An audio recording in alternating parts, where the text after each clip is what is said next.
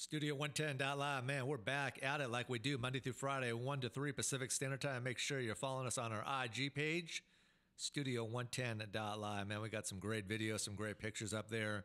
One of my favorites has to be my guy, Sir Mix-a-Lot, and I having a little rant going back and forth.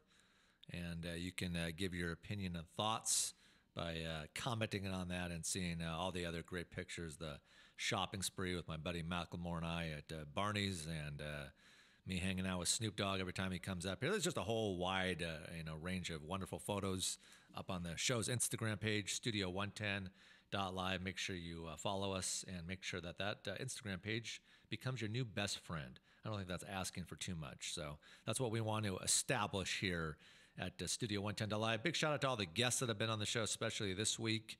And last week, I want to give a huge shout out to my guy Jay in New York City. Like I say, so nice they named it twice.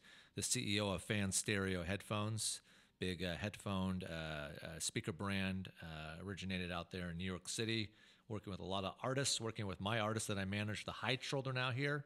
So it's a great partnership, and I appreciate him being on the air with me yesterday, and just all the big guests that have been on the show since we launched on March 15th. All right, well, we kicked off this segment last Wednesday. I think it was last Wednesday, maybe last Tuesday. I lose track of my days. Too much going on in my head. But we kicked off the new segment on the big show called Dating 101. And last week we had Brianne Rice from formerly with the TV show The Bachelor. And she played as my co-host. She did a pretty darn good job.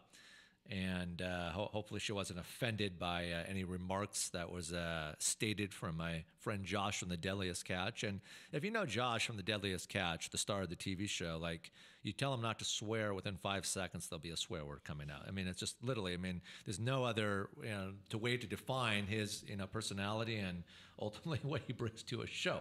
So last week was a good show, and we learned a lot. And I wanted to do a dating segment on the show, just because dating affects a lot of people. I hear about it from my friends that they're in these dysfunctional, messed up relationships, and I always ask them, like, how's the communication? Mm-hmm. And when the communication is not in line properly, then things start happening, and it's harder to fix the problem as things progress and get worse and worse. I said, you know what? In no way, shape, or form am I a professional dating coach. Far from it. But that's why I wanted to bring in our special guest today, Amy, the CEO of Higher Standards. She's got quite a bit of notoriety and respect out here in this market, and has accomplished quite a bit. So welcome to the show. You're going to be my thank you. Co-host in charge today. You'll help me keep this airplane afloat. And we have some other great guests here. We have Chris. I'm terrible sometimes with last names. Chris Bajuk. Bajuk. Close enough. And then, of course, we got, even if I announced you by your real name, I don't think that would be appropriate. We're going to address you by Miss Seattle. I think that's an honorable a title to welcome you in the show. So last week we had a couple more people in here, and I said, you know what, we're going to make today's Dating 101 a little bit more sentimental. We don't need to have 85 people in here. We can get the job done. Amy and I can get the job done with just us here in the studio, and it's going to be a great show. So what we're going to do is we're going to get into it. We're going to ask the appropriate questions. Amy's going to give some background on what she's built up in terms of her being the CEO of Higher Standards and everything that she's working on. We're going to find out obviously more about Chris and Miss Seattle, and we're going to stay on till 3 o'clock today like we do Monday through Friday here at Studio110.live. So welcome again, Amy, and if you can just kind of give the listening audience watching and listening to the show a little bit more background on you, because I'm sure you could explain it better than I can. Thank you. My name is Amy. I am CEO and founder of Higher Standards Dating, as well as Everlasting, which is EVR, big V, big R, and then Lasting, which is a virtual reality startup company that focuses on emotional intelligence in dating.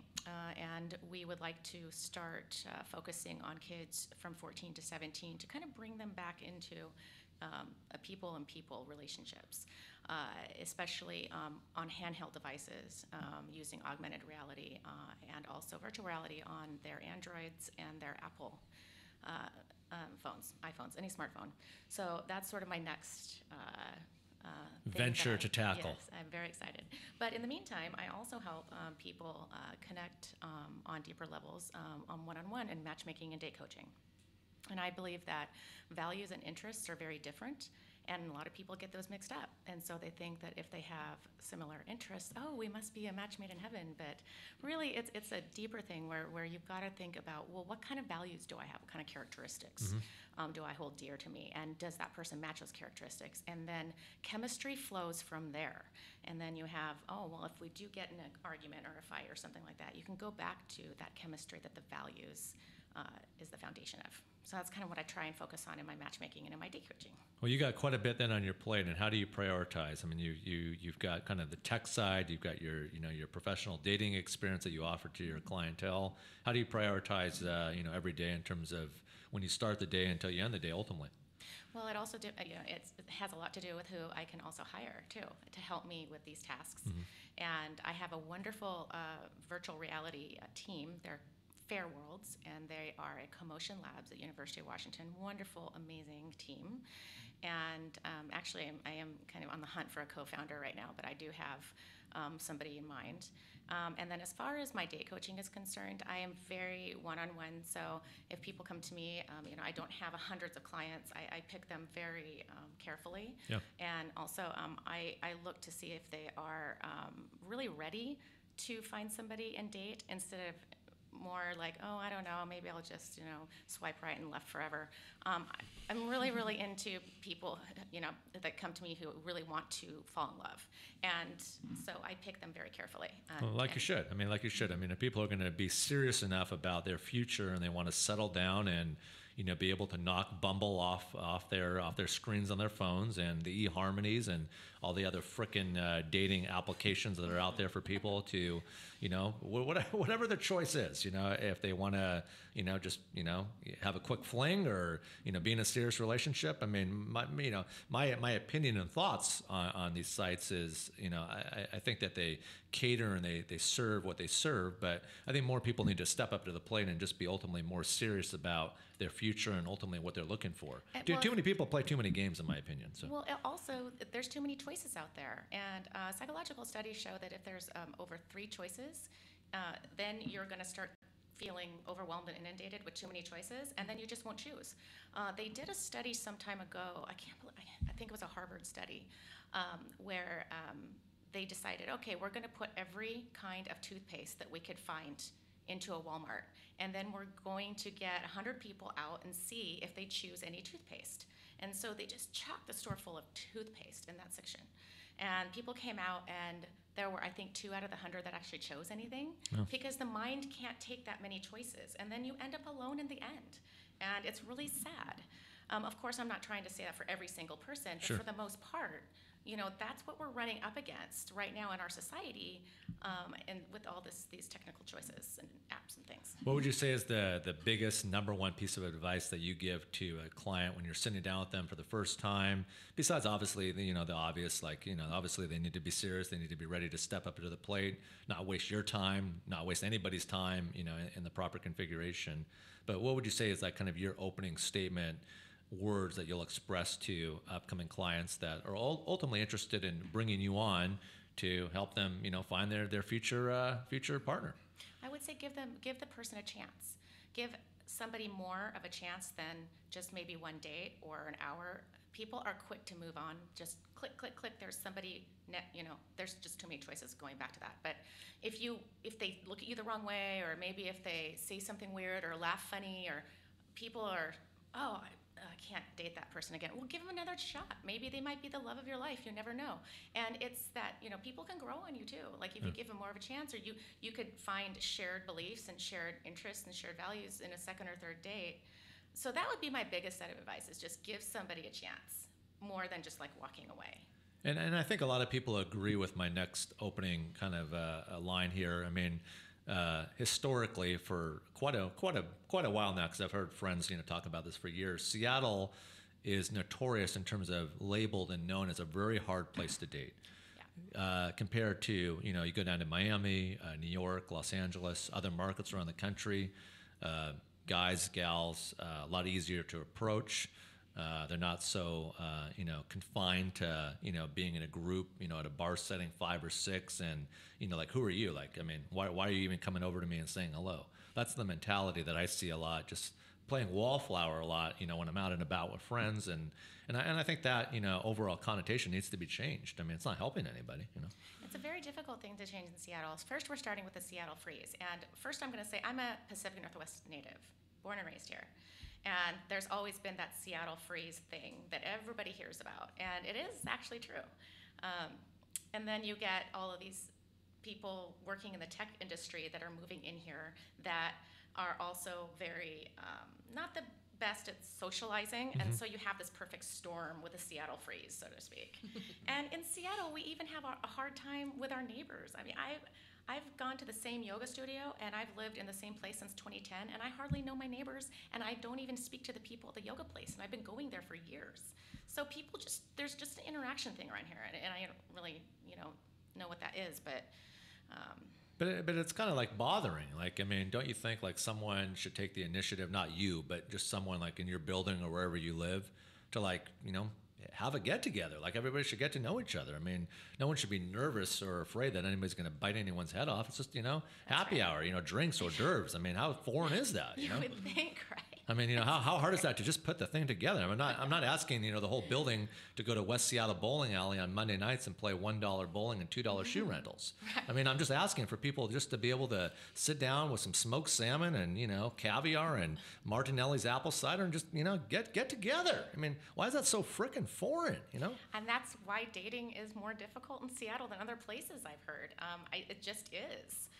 People just have a hard time connecting with one another, and they got the freeze over here, and then you got these other, it's just the perfect storm of that. But I'm hoping that I can somehow contribute in a small way to bringing people to people again. Well, that's why we're here today, Dating 101, and I wanted to definitely open it up and start, of course, with you, because you're the expert. You're the expert, and you're the why people spend the amounts of dollars that they spend with you. One more question before we get into opening up our other special guests here in the studio. I know some dating coaches will actually go to clients' homes, go through their wardrobes, pick clothes out that need to be just out of there completely, help them go on shopping sprees and stuff like that. Is that a service that you offer with Higher Standards? I do image consulting and also closet ousting. So I'll go into your closet and go, oh, yeah, this color is terrible on you, okay? You have blonde hair and you're wearing a bright orange jacket with, I don't know, pale skin. No, that's not going to work. We're going to have to take that out. Or that beat up old fleece North Face jacket when someone's trying to go out on a date wearing a jacket like that. I mean, you're better off just staying home by yourself. I mean, right.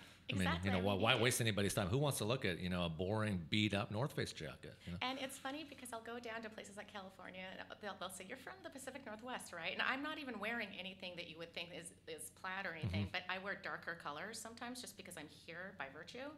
So we don't wear brighter colors around here. We just gray and browns and black, as a kind of a thing. And so I try to use a lot of color. Men are particularly attracted to women that wear brighter colors. So I try to tell my clients, hey, let's wear not a little black dress, let's wear a little red dress. Yeah. Switch it up to red. Yeah. Let's wear some red tonight. I mean, red and black are my favorite colors, so just like step it up. Just like, do what you got to do. All right, I want to welcome my next in-studio guest here, Chris. Let me see if I can do this without any assistance. Bajuk,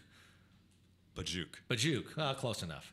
And you're a newly single bachelor, according to my bullet points in radio jargon. And you feeling all right? Was this a good? Good. I'm glad that there's no regrets or issues with whatever happened in the previous relationship. So you also grew up here in the Seattle area. You're a real estate broker.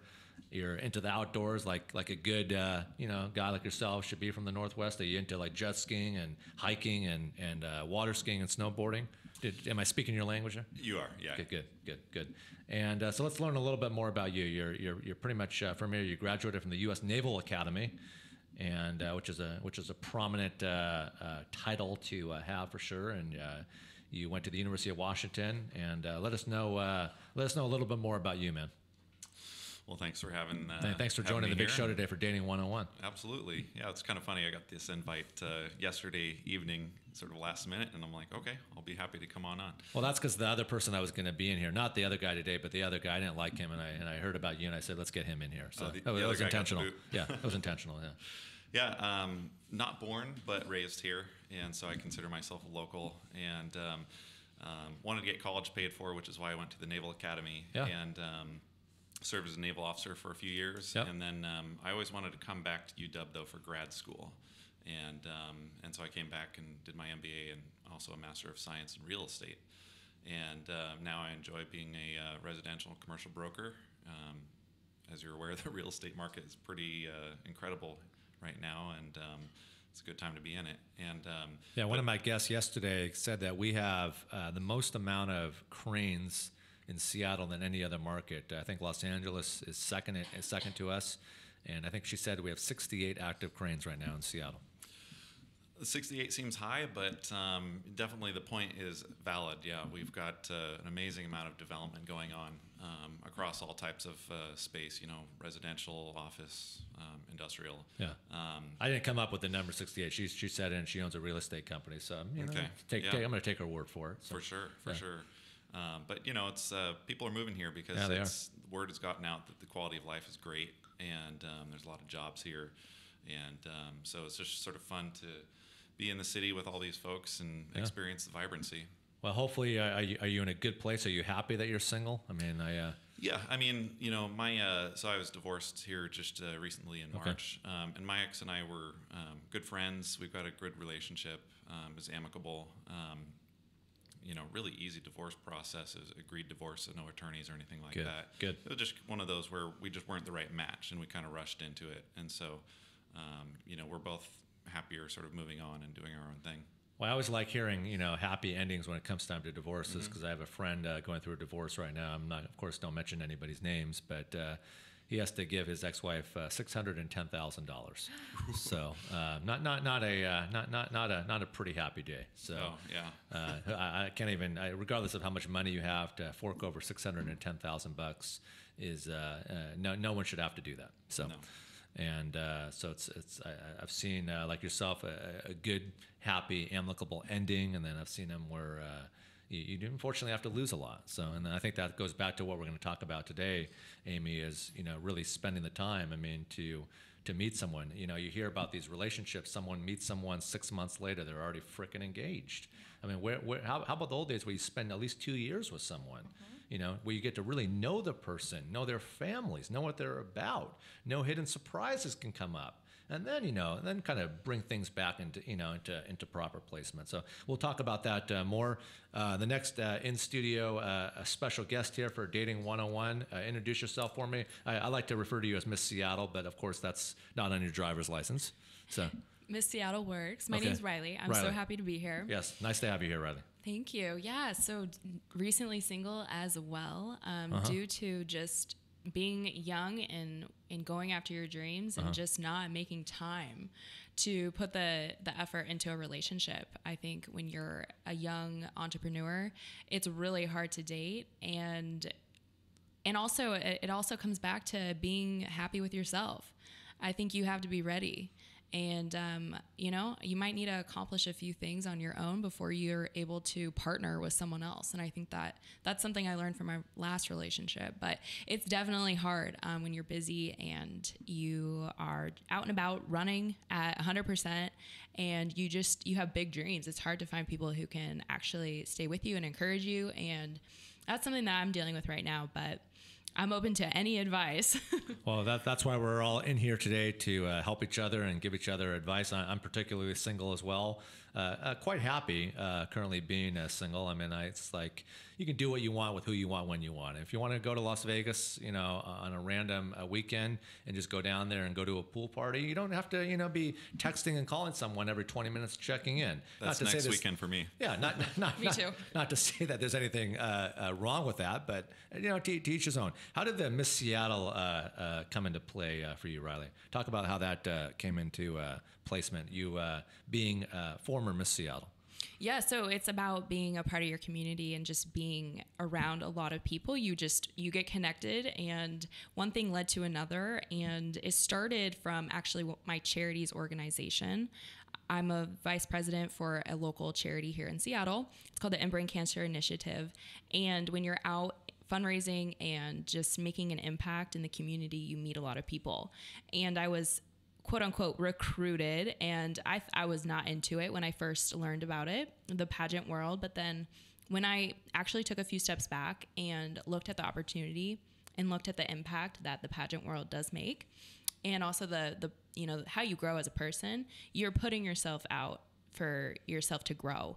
And I looked at it and I saw it as a great opportunity, and one thing led to another, and it was just awesome to make an impact in people's lives and really just to have a voice for the things that are important to me. Good. And it's good to have that foundation, and it's good to represent something that you're passionate about, especially nonprofits. We do a lot of work with nonprofits here at Studio 110, especially Channel A TV, headed up by my guy DC, doing another awesome. great thing here in the community, helping a lot of students learn about the art of broadcasting and getting them into either TV or radio. And I know you spent some time in the radio business as well. Yeah, I did. I love radio. I love what you do. I think talking to people is so important, and having those real connections. And I do love radio. The spoken word, I mean, we are making this happen, and that's what radio shows do, is they get to know like the human behind the mic. So I think radio is great. And the one thing that I do love about Seattle, even though Seattle is very difficult to quote unquote meet people, but the one thing is that it is moving at a really rapid pace, and there's a lot going on here.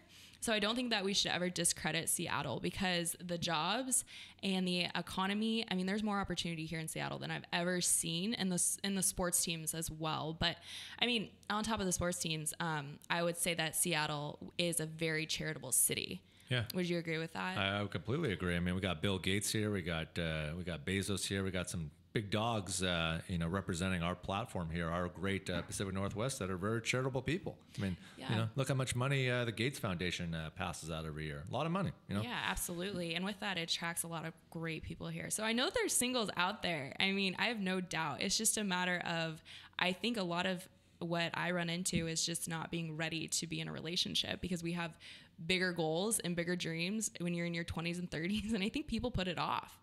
And I'm struggling with that right now.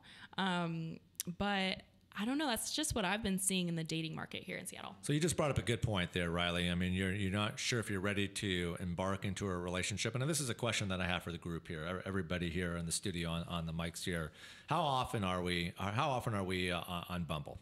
How often are we on Bumble trying to find the next quote unquote, good looking guy who very well could be a fake profile, by the way, number one. And number two, the guy could have just got out of the King County jail yesterday too. I mean, very possible. There are those. So true. I have actually never been on those apps. However, I did have a friend make me a profile. He did not give me a choice, and he made the profile when I went to the bathroom one time. We were at a restaurant, and he just made me an account. And he was like, you just have to try it. It will be great. So I just left it up for a few days, and I saw what it was all about. And for me, it was just not my thing. It was actually, I felt even more disconnected to the person, because I was like, I don't know who you are. This could be really creepy. Yeah. I mean, Seattle police could be called 30 seconds later. You just never know. You got to look out for your own security and your own protection. All right. So when you're like having, girls' night out, when you and your girls are like deciding where you guys want to go, regardless if it's a girls' night out or you guys are trying to meet a couple guys, where's the destination of spot for you, first place? Oh my gosh. Well, mine's definitely not the bar scene. I will be honest. Mine will be during the day, most likely at a coffee shop or along the water, running or walking. And anywhere there's water, that's where I'll probably be willing to talk to you, because I'll be on my element. I won't be outside my element. So you live on the east side vicinity, not to get too technical here for security purposes.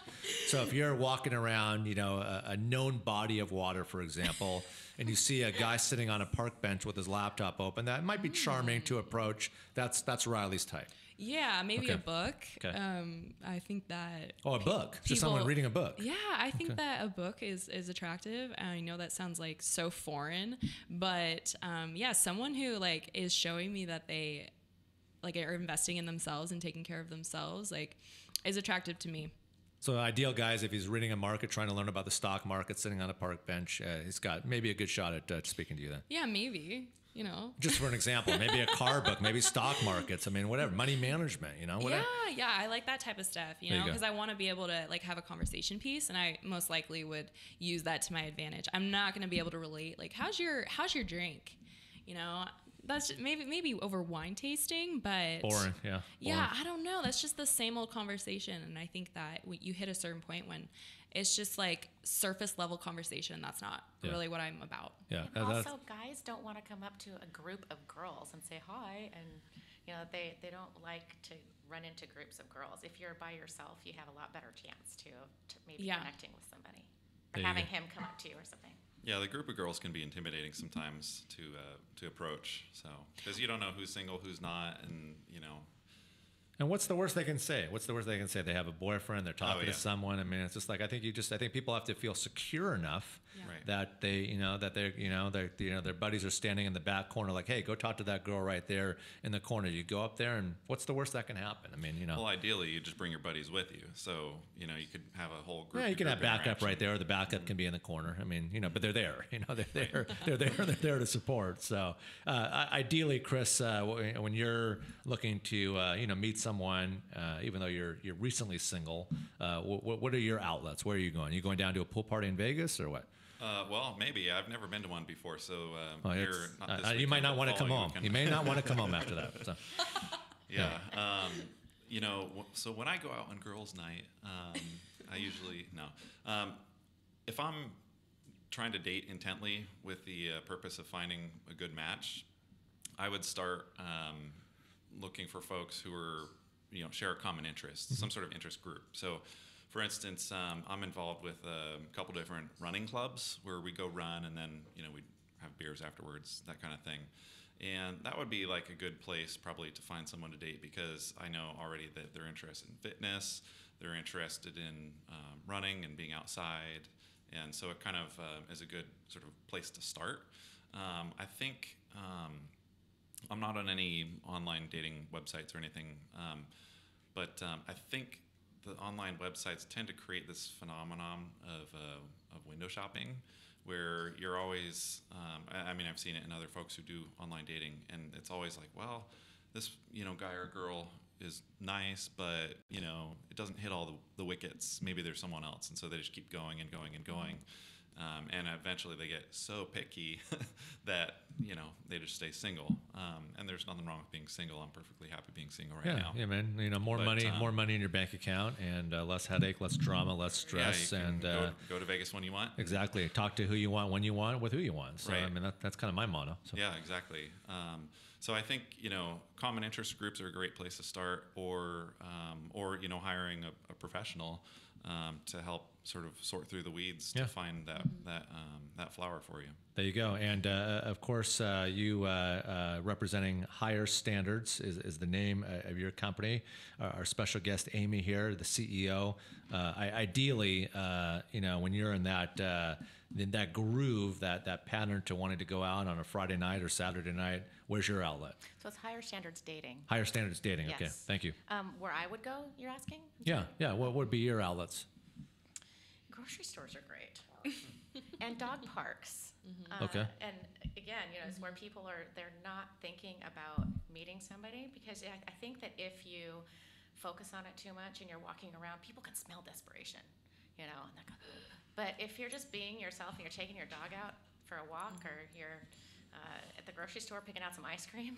Going to Whole Foods, Trader Joe's, you never Any of know. those, right? Never know who you'll meet on aisle 6 by the bread. You So. don't. And again, to Miss Seattle's point, that the coffee shops are great. But the other thing is that people aren't approaching one another. And that we're going back to my original point, we need to focus on how are we going to approach people, or, why aren't we approaching people, things like that. So I would say that if you must go out to a bar with the girls, if you're a girl, for example, and you're in a group, try to create a V in the group. So talk to one another, sort of turn to the side and talk to your girlfriend at the side whilst creating a V.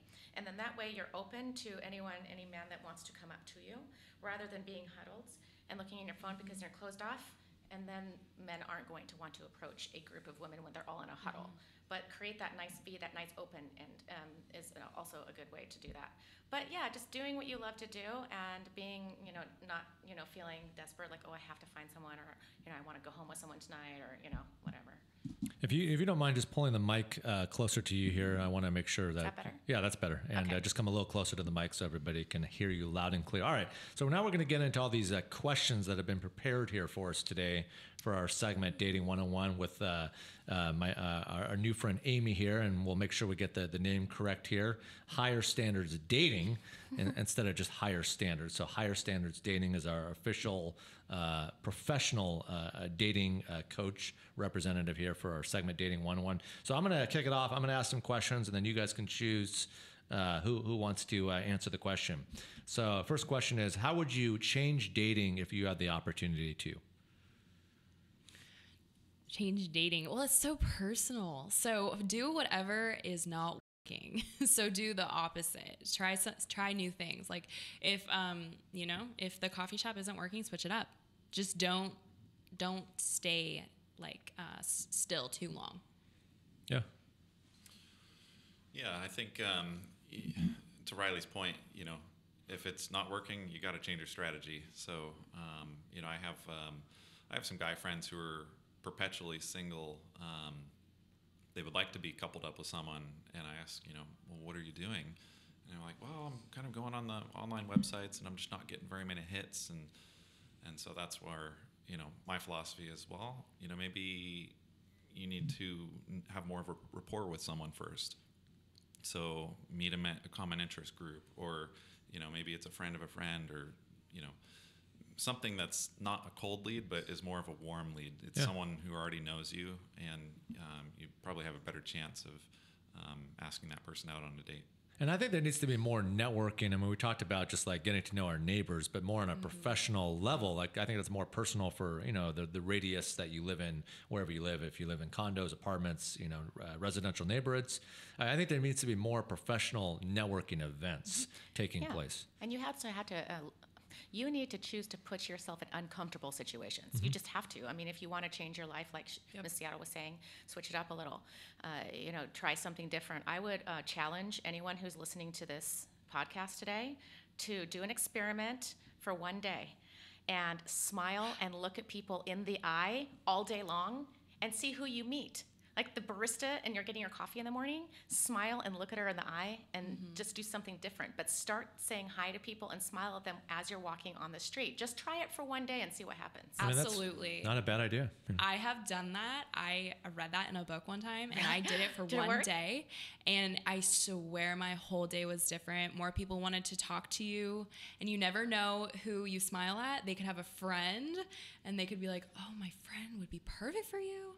So, yeah, I agree with that 100%. And who did you smile at? Was it a barista, or who are you smiling at? So. Oh, man, like people where I live, more coworkers, coffee shop, obviously. Who knows? Maybe if you're stuck in traffic, I think that you can do it. There's people all around you, and I think that people get really stuck in their ways, and they just don't even bat an eye anymore. And I think it's kind of sad. Because I think everybody's just all about looks, and not about how the person is going to treat you. Would you guys rather be with someone who's going to treat you like just utter crap, or be, a supermodel? I mean, honestly. Yeah. And then that's why it's so hard to date here, because people are just so focused on looks, and that's all they care about. And that's really a fact. So Well, looks fade, everybody. they do. And chemistry always, always, always remains. It never goes away. Yep. As they say, looks are skin deep, right? Correct. Absolutely. And it's just, it's unfortunate that people are just so built up in their own inner shells that, it's just all about looks to them, and they won't give anybody else a chance or an opportunity. And then they realize down the road that they missed it. They screwed up or messed up, and then it's too late. That person is, off the market, got picked up by someone and in a good, committed, happy relationship. So I'm happy to see that when I see that with friends. So Yeah. Yeah, I would caution about being totally dismissive about looks, though, because it can convey some sort of sense of what that person's lifestyle is like. Exactly. For instance, agree. if someone is in really good shape, you can probably assume that they're into working out and being fit and healthy, which is important if you're trying to date someone with those same qualities. If someone is dressed well, it means that they probably take pride in their appearance, and they consider that to be sort of a professional necessity for their career, and they might be career oriented, which can also be important. So. All right, well, moving on. Thank you. Moving on to the next question here. What would your perfect man or woman be like ultimately? Ooh. Well, I think that right now it could change down the road with someone who, for me, where I currently live now, I want someone who wants to travel and who wants to take advantage of this market and has an entrepreneurial mindset, and someone who just wants to create their life, design their life, and someone who doesn't necessarily go with the rules, someone who creates their own rules and their own reality and makes stuff happen. I think is so important to me. There you go. And me, yes. Yes. I really like that entrepreneurial mindset as well, because it says that you're thinking outside the box. You're constantly Creative. thinking creative, intelligent. You constantly want to grow because you don't want to stagnate. That can get awfully boring over time, and you want to create growth. And I like when you said you design your life. Thank you. It's up to you, man. I mean, you want to do what, if you want your life to be a certain way, design it that way. Yeah. Don't let anybody design it for you. I agree. And I think it's like when you meet someone, ask them what their dreams are. Like, figure out if you can get on board with each other's dreams. Because dreams can continue to grow, and you could build dreams together. So you just need to make sure that they're a part of that in the that's very where the beginning. values come in. That values thing. I mean, that's all in there. That's a nice ball of wax, right there. It's just that values. It's so important. Yeah. And Exactly the same sentiments. I think we're a small representative sample of the greater Seattle area where there's a lot of entrepreneurialism going on, and the three of us are entrepreneurs. And so I'm really drawn to women who are the same way, who want to just grab life by the horns, and they've got their own thing going. And if I were dating someone, I'd be supportive of whatever they are that interests them. And I would just love to see her take off and fly, because I think it's really cool when people create new things and new ideas, and we're fortunate to live in an area that has a lot of that. Yep. And what are your guys' thoughts? We talked about just kind of in going out, guys' night, girls' night, going out to a bar, approaching a table of 5 or 6 people. We talked about just having a glowing smile on your face if it's the barista. And who knows, you might get a free croissant out of it or a free cup of coffee. You just never know. But how about just, approaching a stranger, on the street, or, walking around Green Lake, which is, a great area to, walk your dog or get on the bike here, or any of the parks, and just approaching someone just randomly, I mean, obviously they have a ring on, but a lot of girls do wear rings. I do. Because they don't want to, they don't want to be approached. Sure. And I would just say that, and especially men, they don't know which one is the ring finger oftentimes. So you could be wearing a ring on your thumb and they're still thinking you're married. I mean, so no, it's this one. So just don't wear any rings. I don't know. No, but for approaching people, I would say that eye contact is really important. And it's one thing that people are lacking. And that's one thing that I'm working on in my virtual reality startup is just pure eye contact. I know it sounds so simple, but simplicity is usually the answer most of the time, right? I mean, you have just been locking eyes this Yes, whole we time. have. And it's because it's so important, and people don't have eye contact. They're looking at their phones all the time. So I would say start with the eye contact with,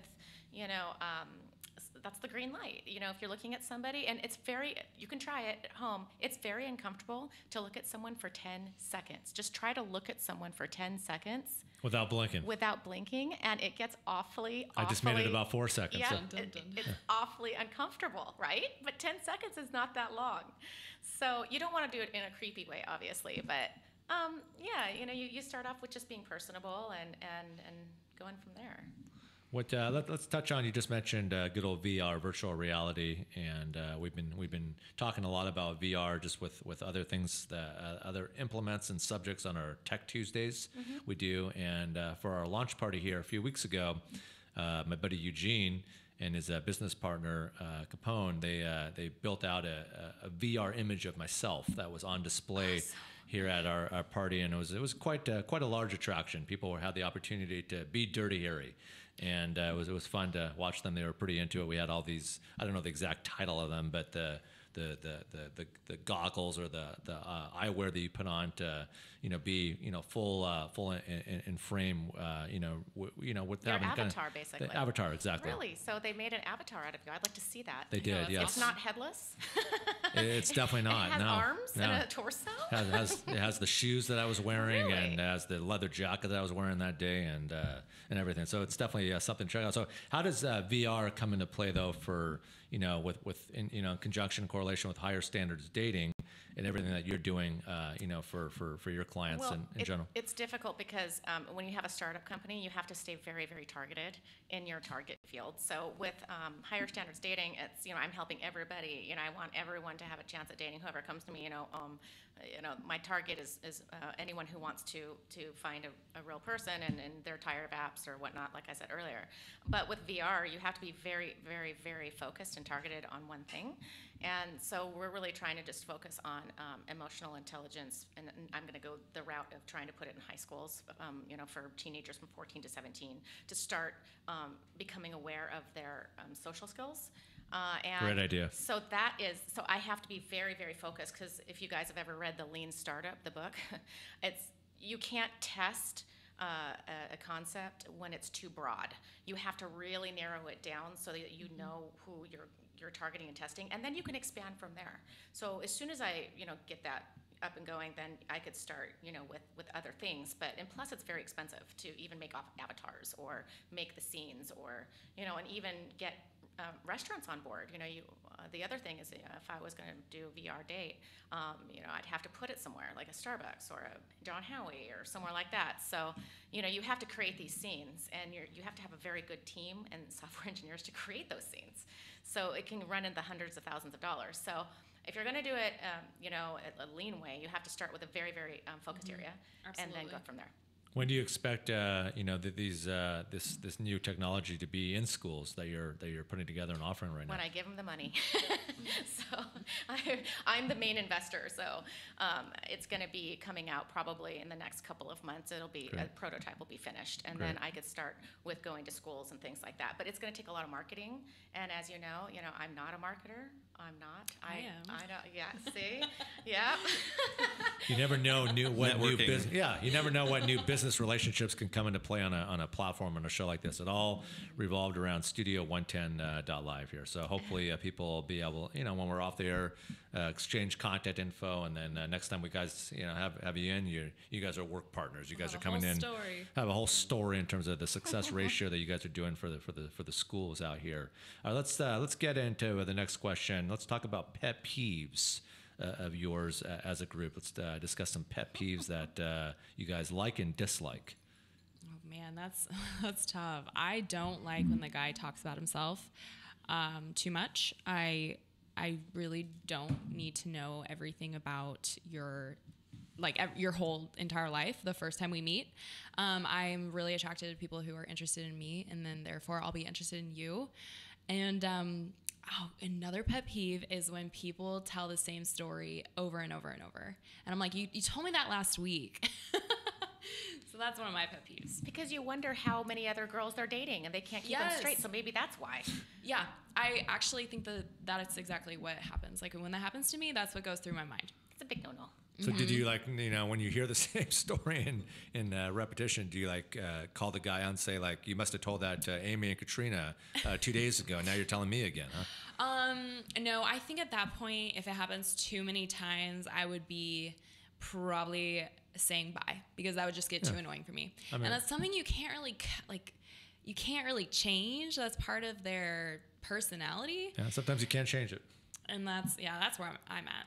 And so ultimately, and I completely agree with you, Riley, you're just saying, to be ahead of the curve, just shut up and listen. just let you talk, and then you can talk a little bit about yourself, but we're not that interested in hearing about you, saving.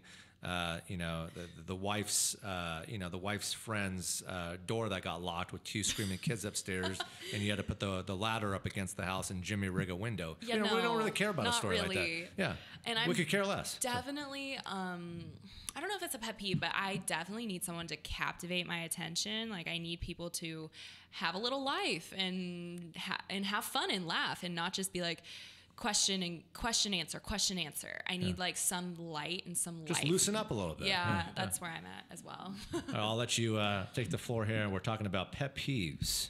Yeah, one of my big pet peeves sort of comes back to the eye contact thing. And so often I run into people, both in business and just life, where they look up and around and down, and they're talking to you, but they're not looking at you. And to me, that indicates one of 2 things. Number one, either they're not interested in you, or number 2, it indicates that they're just not comfortable in themselves. And either scenario isn't really good for prospects for dating. And so I really like it when people are, they're connecting with the eye contact, and it doesn't have to be 10 seconds at a time, like crazy eyes. But regular eye contact and expressive body language where, you're opening up to each other. That really is something that I do enjoy. And, that applies to dating, and it just applies to life in general. Because, when I go and meet someone, a new client, for instance, I shake their hand and say, "Hello, I'm Chris Bajuk. Nice to meet you." And looking them right in the eye, nice firm handshake. And it sort of shows that I'm interested in them. I'm interested to hear their story, and they've got my full attention. And I use this analogy quite a bit, and you guys might know where I'm going with this. But for the people that still, and no disrespect if you do still shop at Macy's, but what's the big difference when you shop at Nordstrom's and Macy's in terms of the customer service experience? Do you guys know where I'm going with this? Oh, Okay. yes, So, absolutely. So I'll finish. And when you go to Nordstrom's and you purchase something at Nordstrom's, the sales associate will take the bag and they will walk around the counter. They'll give you the bag followed by a handshake. When you go to Macy's, the bag will be handed to you over the counter. What's a better feeling? Well, what's going to bring you back into that store? What are you going to be thinking about when you walk out of that store from the full experience? Nordstrom. 100% is the feeling you remember. I mean, the Frangos are good at Macy's. The Frangos are good around Yeah. Christmas, but Yeah. I don't want a Frango passed over to me when it could be handed to me. I had the best sales associate a few weeks ago when I was buying shoes at Nordstrom's, and they literally texted me thank you, and they wrote me a handwritten note. Yeah. Incredible. And that's something I will never forget. And every time I need shoes, I will go back to that guy. There you go. Yeah. There you go. And you'll probably tell all your friends about it too. I'm telling everyone now. Yeah. You'll have a whole girlfriend shopping spree just to be able to give this guy his commission for the year, pretty much. Yeah. They should pay you royalties. They should, actually. I spend a lot of money there. How about some how's some pet peeves of yours? Well, women like a man with a plan. They just do. It's in our DNA. I don't know how to explain that. So one of my pet peeves is when a man asks me, he's like, well, why don't you plan the date? Or, you go back and forth. I don't know. What do you want to do? I don't know. What do you want to do? I don't know. What do you want to do? If I'm not important enough for you to plan a date, then I'm not going out on the date. Bottom line. I mean, you better have that thing. You How better have that stupid. flight plan completely I mean, can organized. you tell it's a pet peeve? Even the way Yeah. I'm describing it pisses me off, and I have to think about it. Sounds like you were in the situation last night. Well, the night before. No, just kidding. You kept on saying Applebee's or Subway. I mean, and then you said, no, we're No. going to go to the Salmon House on Lake Neither. Union. He said Macy's. Macy's. Yeah. So, I can imagine how stressful and how a horrible occasion that would have been. All right, let's get into it. What are we looking for in a guy and or a girl? Go for it. Well, again, in a girl, I would look for someone who has drive to accomplish some sort of goal. Similar interests, yeah. Not even necessarily similar interests. I would say similar interests for Like running and- our own compatibility, but I'd be interested in a woman who has her own thing going with her career and is reaching for some sort of goal, whatever that is, and something that I could encourage her and support her to reach that goal. because drive and determination is really kind of a sexy quality. And so that would be something that I'd be interested in versus just someone who's like, hey, I just work at a job, just, kind of doing the daily grind just to pay rent. It's like, okay, well, that kind of sucks because they're not going to be happy with their career. They're probably not happy in other ways. I want to be around people who are happy. There you go. I love it. Oh my gosh. Well, let's see. Of course, the career, someone who just has a big, big dream, and then someone who is funny, I think is really important to me. I love to laugh. So if he can just be comfortable enough with himself just to like say whatever is on his mind, filtered obviously, that is awesome to me. And then someone who has a really good like association, someone who has great friends, and if their family is great, like they spend time with their family. But yeah, kind of someone who has a great network in a way. That sounds very professional, but that is important to me. There you go. A man who's kind. Just somebody who's just really, really kind. But also at the same time can be able to run a boardroom. I mean, you have to have some sort of brains behind the thing, right? And I love it when a man can do things around the house too, because I live by myself, and I live in Ballard and one of these big townhomes, and I'm just like, oh my gosh, since 2010 it has to be repainted and things have to be done around the house, and they're just kind of sitting there because I'm thinking, oh my gosh, the worst thing is to hire TaskRabbit to come out and hire a handyman when I'm thinking, oh my gosh, just be kind of nice to have someone just to kind of be around, and just So yeah. So with that being said, have you ever been with a guy that he surprised you? Maybe it was on a random Sunday morning, and you weren't, you were still, kicking off the day, and he was outside in your yard mowing your lawn or doing yard work, and then you came out, and sure enough, the garden has completely been transformed. I would say something similar to that would be I'm in bed and I didn't know he got up to go to get my favorite coffee, because I love coffee in the morning, and he brings it to me and sets it on the nightstand and says, here you go, sweetheart, I know you love your coffee. Oh, and by the way, it has cream in it too, just the way you like it. So you like to drink coffee before bed? I like to drink coffee right when I get out of bed. Okay. There you go. Like, as I'm getting out of bed. To each his own. It's the morning time, and I have to drink my coffee. But yes, They- instead of they- me having to make it or go get it myself, he goes and gets it. Yeah, And gives it to me. and I can attest to what she's saying, because not enough guys, like, you're having a dinner party, 10 people over. Yeah. He needs to get up and, regardless if there's dishwashers or whatever, in the household, cleaning the table, sweeping the floor, just being very organized and clean. I mean, it's like, I think the organization, in my opinion, just my opinion, is really the ultimate true key to success. And it's also, a back and forth thing, because I'm not expecting a guy to do everything for me. There are things that I'm going to be doing for him that he can't necessarily have the expertise in his own life to do. So it's just really a ping-ponging back and forth, and just true kindness and respect for one another in the relationship is really what I'm getting at. Let's get to the next question before I allow and have my co-host of the day here pick.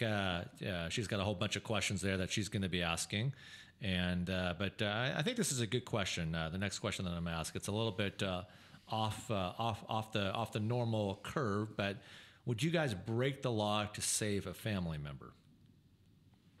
You mean like save a family member from death or something? Or? Well, ultimately, just have to break the law. So if it's a situation where you're walking into the house and there's some sort of crime in progress, are you going to take it into your own lane to a degree if you have a weapon on you, and to have to make the appropriate decisions to save another family member's life? Well, I mean, I think if someone's like attacking your family member or something, then you'd have authority to defend that person. Yeah, absolutely. So, And the yes. reason I asked that question is, and I asked that question on purpose, because some people would just come right out and say, absolutely, they're going to shoot the person and kill the person. But when you actually, and I have several friends who represent the Seattle Police Department, and I mean, it is known that if someone's breaking into your house, you can protect yourself, but also the law does come into play that you can actually still be charged to a degree if you are shooting someone to kill them, when you're just needing to actually shoot them to end the scene. And people don't recognize that enough, and they decide that the ultimate goal is to just drop the person when you can shoot someone and get them down and get into safe harbor. So that's why I asked the question, just to see your guys' response, to see if you guys would, which appropriate action you would take if someone was 2 o'clock in the morning coming into the house. So. But all right, let's move on to this is another good one. Would you guys rather have true love or win the lottery? Oh, absolutely true love for me, because I think that money can be earned, and I don't think that the lottery would solve any of your problems, because if you didn't even have love or relationships or any of the good stuff in the first place, you would just spend the money and then be back to where you were at. So. Or how about spend the money and buy some real estate and then have a good ROI coming in every month? I could help with that. Yeah, I mean, that's just my opinion, because if you've got credit card debt, wipe the credit card debt clear. Yeah, maybe for some people, but for me, luckily, that's just what I would choose at this point in my life. There you go. Yeah, it's really hard to put a monetary value on love, because it's just an intrinsic sort of human feeling that you can't really buy love. You can buy a lot of other things in the world, but you can't make someone love you just with money. Well, there's a couple destinations here in downtown Bellevue where you actually do witness that in progress on a Saturday night. I'm not going to mention any of the establishments' names, but yes, you actually can. Not to say that I do, but do you think that's love? To a lot of people, it is. Unfortunately, to a lot of people, it is. I mean, some people are attracted to cars and to not reading the full book in complete cycle. And the person has an intriguing outfit, and the car is a nice high-end car, and they're parking it right in front of the establishment. A lot of times, that's all people care about. So it's unfortunate that people can go to those levels to be quite shallow, in my professional, humble opinion. But you definitely see it every day of the week. So yeah, I guess different strokes for different folks. It's not what I would shoot for in terms of finding a partner. But yeah, wasn't how I was raised. But to each his own. All right, Amy from Higher Standards Dating. I got it correct after the 19th time. So. I would say money, or access to money, does grant you more of a chance to travel and meet people that you normally wouldn't meet. It gives you resources that could help you perhaps work on your energy so that you could attract the right person. Get fit better. Maybe it may put you in a spot where you could attract the love of your life, where, say, if you didn't have any money or the funds to do it, or you're just kind of stuck, you may not meet that particular person. So I think that it would be advantageous to have the money, but at the same time, if you're talking about true, real love, of course we all know that that's not, you just can't buy that. However, money could help you put you in a position where you could maybe find it more readily. There you go. So if you're just tuning into the big show right now, Studio 110.live, our Dating 101 segment that we're going to be doing now Wednesday afternoons. We've got the lovely Amy here in the studio, the CEO of Higher Standards Dating. We've got Riley, former Miss Seattle, and we have Chris Bajuk as our special guest today for Dating 101. So far, I've learned a lot. I think we're at a good understanding. I think we've had in the last hour. I've learned quite a bit about you guys and the group here in the studio. Now I'm going to give Amy, my official special guest and co-host of the show, the reins to ask the questions. Now, if my answers are a little shorter, it just means that I want more of the highlight and the attention to be on the special guests. And oh, you're in this? Just kidding. I am, yeah. No, that should be fun. Ask him the hard questions. And some of my answers might be a little longer, and some of them might just be short. So great. That's just my style. So. Would you like to start, sir? No. I'm gonna allow you to choose the question. Show, after all. Choose the question, and you can ask Riley or Chris here. So. All right. I think this is an important question because it really shows how you're going to navigate yourself in the confines of a relationship. And I hate to use the word confines, but if you're just in with one person, you're with the one person. So how do you vent your anger? Go to the gym. Mm-hmm. Yeah, I'm in the same boat. I will go to yoga, or I just keep doing exercises or walks or runs until like those emotions start to filter away. But yeah, at the end of the day, like I still am a female. So of course I do have special people in my life where I can talk to them and just say the stuff that you need to, so it gets off your heart, so it doesn't affect you in the end, because bitterness really can take a toll and all that anger can take a toll on you. And you just don't need that if you're trying to meet good people, because power of attraction is really real and you want to attract the energy that you're putting out. Well, the other thing is you could be stuck in a car on a road trip and not be able to go to the gym, or you could be in the middle of the night and you got back from a party and you two have been drinking too much or something like that. So that's always... You can always do things still without the gym, but yeah, you're right. Hug it out, and if it's, a bad fight, just sleep in separate rooms, whatever, for that night. Yeah, then you're okay in the morning. Yeah, you can take some time to cool off. Got it. Yeah. I mean, personally, I'm never a fan of allowing it to carry on to the next morning. I don't care if it's the biggest argument, biggest fight. Work it out. Be an adult. Have the proper communication. Have the proper respect.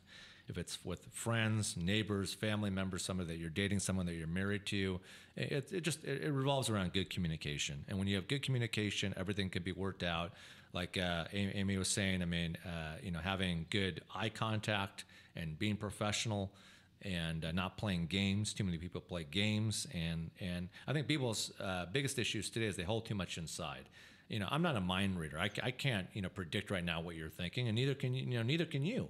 But we can if we're expressing it appropriately and we have good communication. Without good communication, honestly, you have nothing, in my opinion. Mm-hmm. So if people want to carry this into higher drama levels and play games and beat around the bush and whatever it needs to just be talked about and figured out and dealt with and conquered, and then you move on. Like you said, it's a perfect example. You may be in the car and you may see a significant other, see a text message from a former boyfriend or girlfriend, and that might just ignite and trigger a huge flame. Well, you have no idea what that person is saying.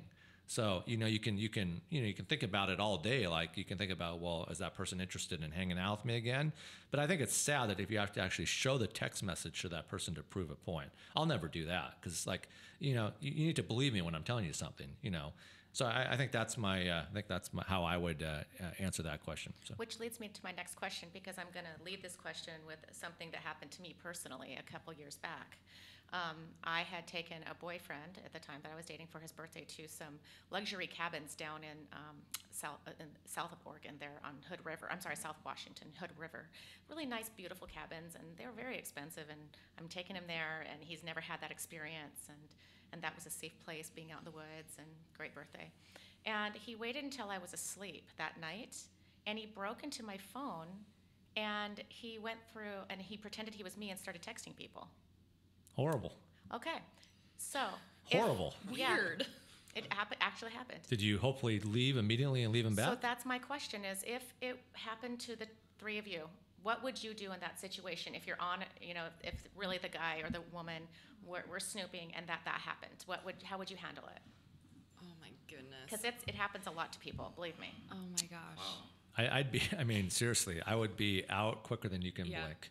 And I'm not trying to, be, I'm not trying to be, hyper about it or be above the situation. But if you're going into my phone without my permission, even though I have nothing to hide, and sending messages on my behalf to my personal contacts, I'm gone. Like, you can apologize all you want. You can try to make amends. You can try to make situations better, but I'm done. Done. Good. Oh yeah, me too. I'm the type of person where I won't do something to you if you don't, or I don't want you to do something to me that I wouldn't do to you. I would never do that to someone, and I would just absolutely be really bummed out and probably leave the relationship. Yeah. Yeah, I mean, that's an affront to your privacy and your integrity. So I think that would probably be a deal breaker as well. And to Riley's point, it's just follow the golden rule. So.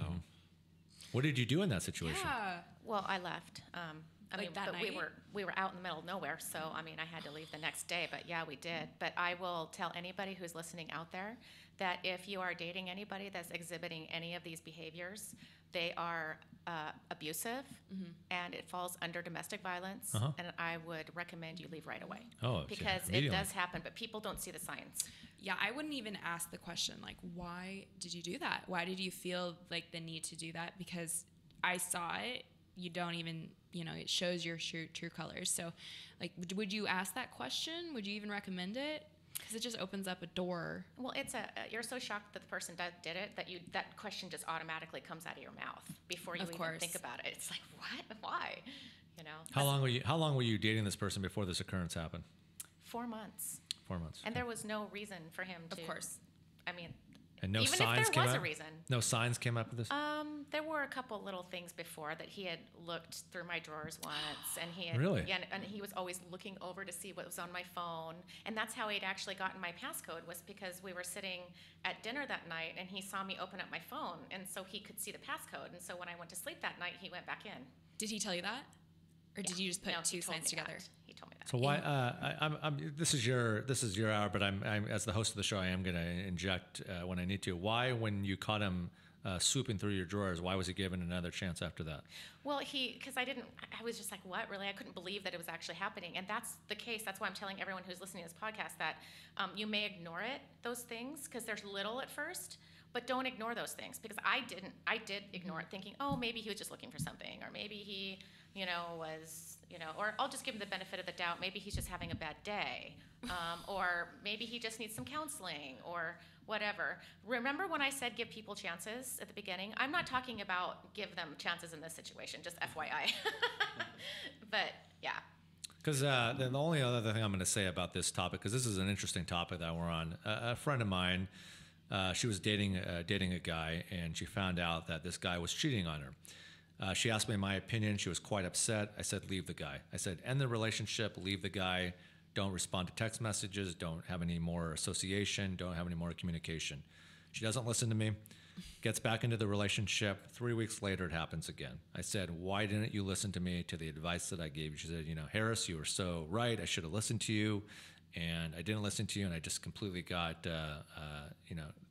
ultimately smacked in the face again, by being cheated. The worst thing that you can do ultimately in a relationship, in my humble opinion. And I think that goes back to, just what you were saying is, giving people a fair chance. But when you're going through people's drawers and you're going through people's phones, there needs to be, the buck needs to stop at a certain place. The boundaries, yeah. And if people are swooping to those levels, like that's not cool. This is not cool, and those aren't the type of people that you want to be surrounding yourself with. I mean, those are the types of people that are going to be playing games and being dishonest behind your back. So The earlier ending, the better. right. Just be aware of those signs. Next question, please. Yes. So, pirates or ninjas, and why? I would go with pirates because I'm a former mariner myself, seagoing person.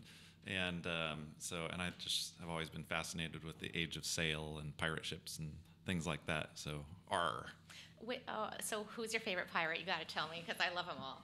Oh, well, I mean, obviously, Blackbeard is probably the most well-known name. Geez, I'm trying to think of some other pirates. But yeah, just the whole idea of back in the age of sail, where you had England and France and Spain and the Netherlands all sort of competing against each other for resources in the New World, and in amongst that you had some of these countries issue letters of marque to privateers who basically acted as pirates but on behalf of certain countries, and then you had pirates who were completely independent of any national affiliation, just sort of as a band of brother bandits trying to make a living in the world. So it's sort of interesting time period. They had some balls. Cannonballs, yeah, exactly. We're talking about pirates? Yeah, pirates or ninjas. Well, pirates, and you guys are going to laugh at me, but this is a true story. And when I think of pirates, I mean, I could answer it like Chris did so well. But my definition of pirates and getting a smile on my face to a degree is good old seafarer around here. When the seafarer pirates are on the old school fire trucks going down the streets with running their horns and sirens and lights, with their old swords and machetes and everything that they did dressed up like that.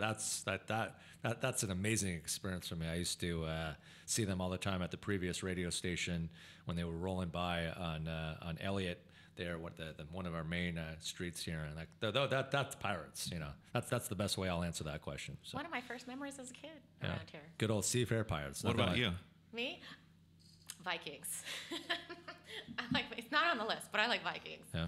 They just opened the new Nordic Heritage Museum in Ballard. Yeah, the King of Denmark, I heard, was here.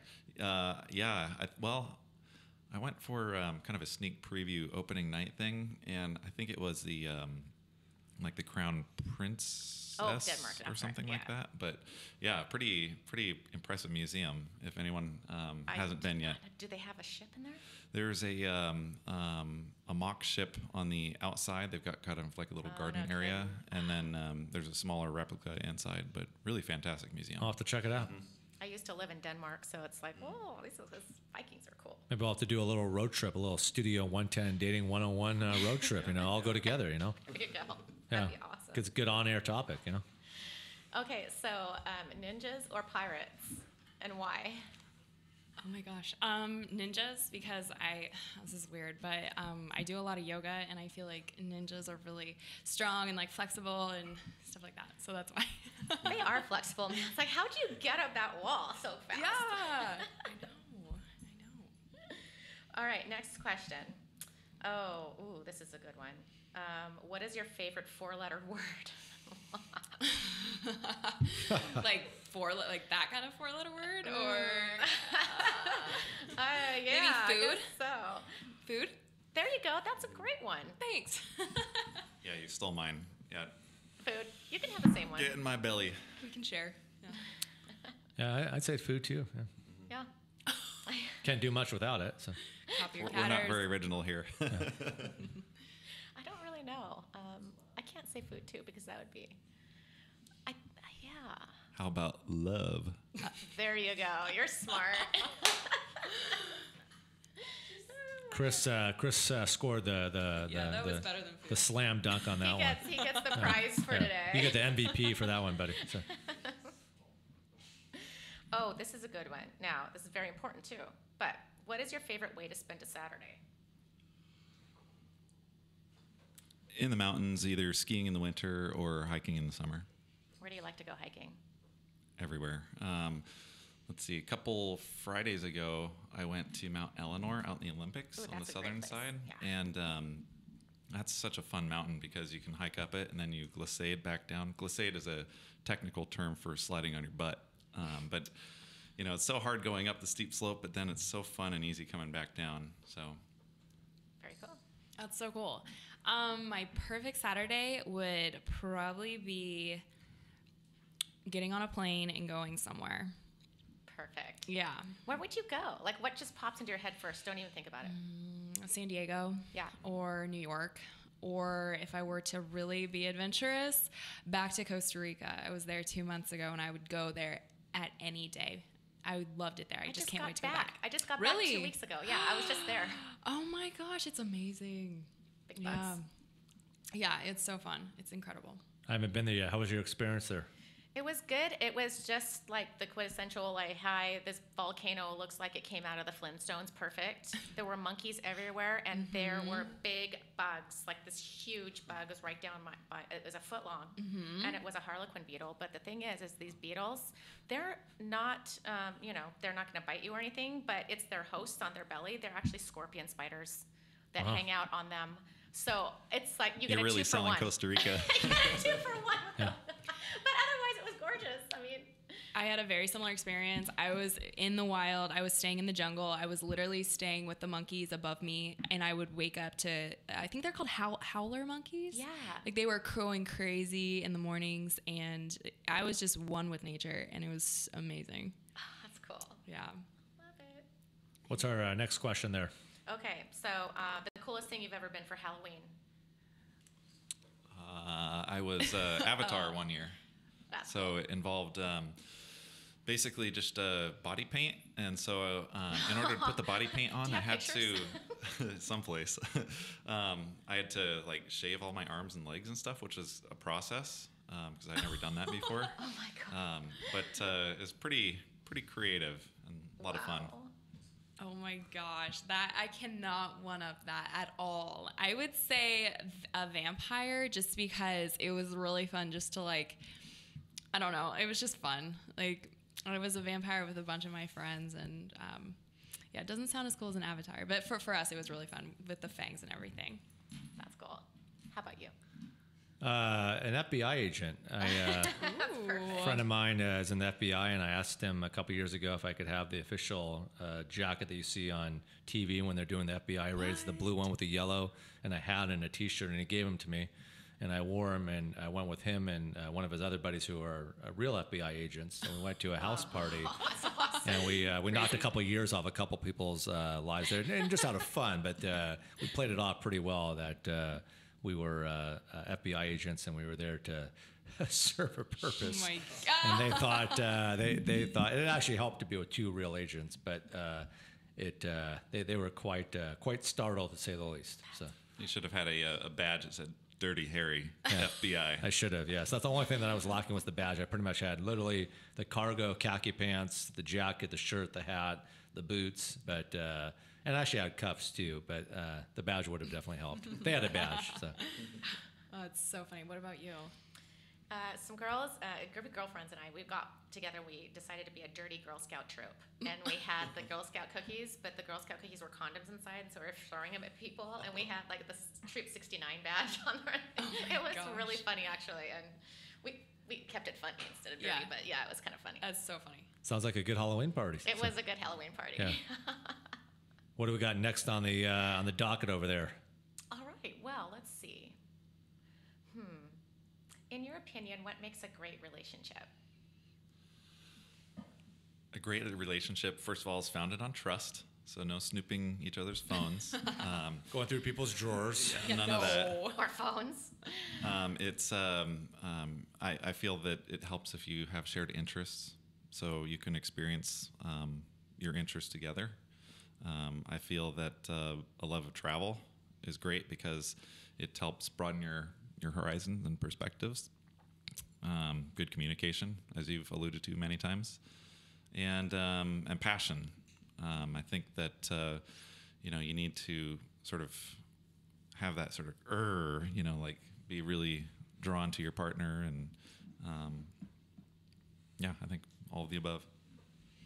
Yeah, that's super good. I think that you have to have like similar, if not the same beliefs. You just have to look at life kind of similar, and just like the trust is also good. Like I want to know that the person has my back, and just wants to like make my day better in whatever way it might be.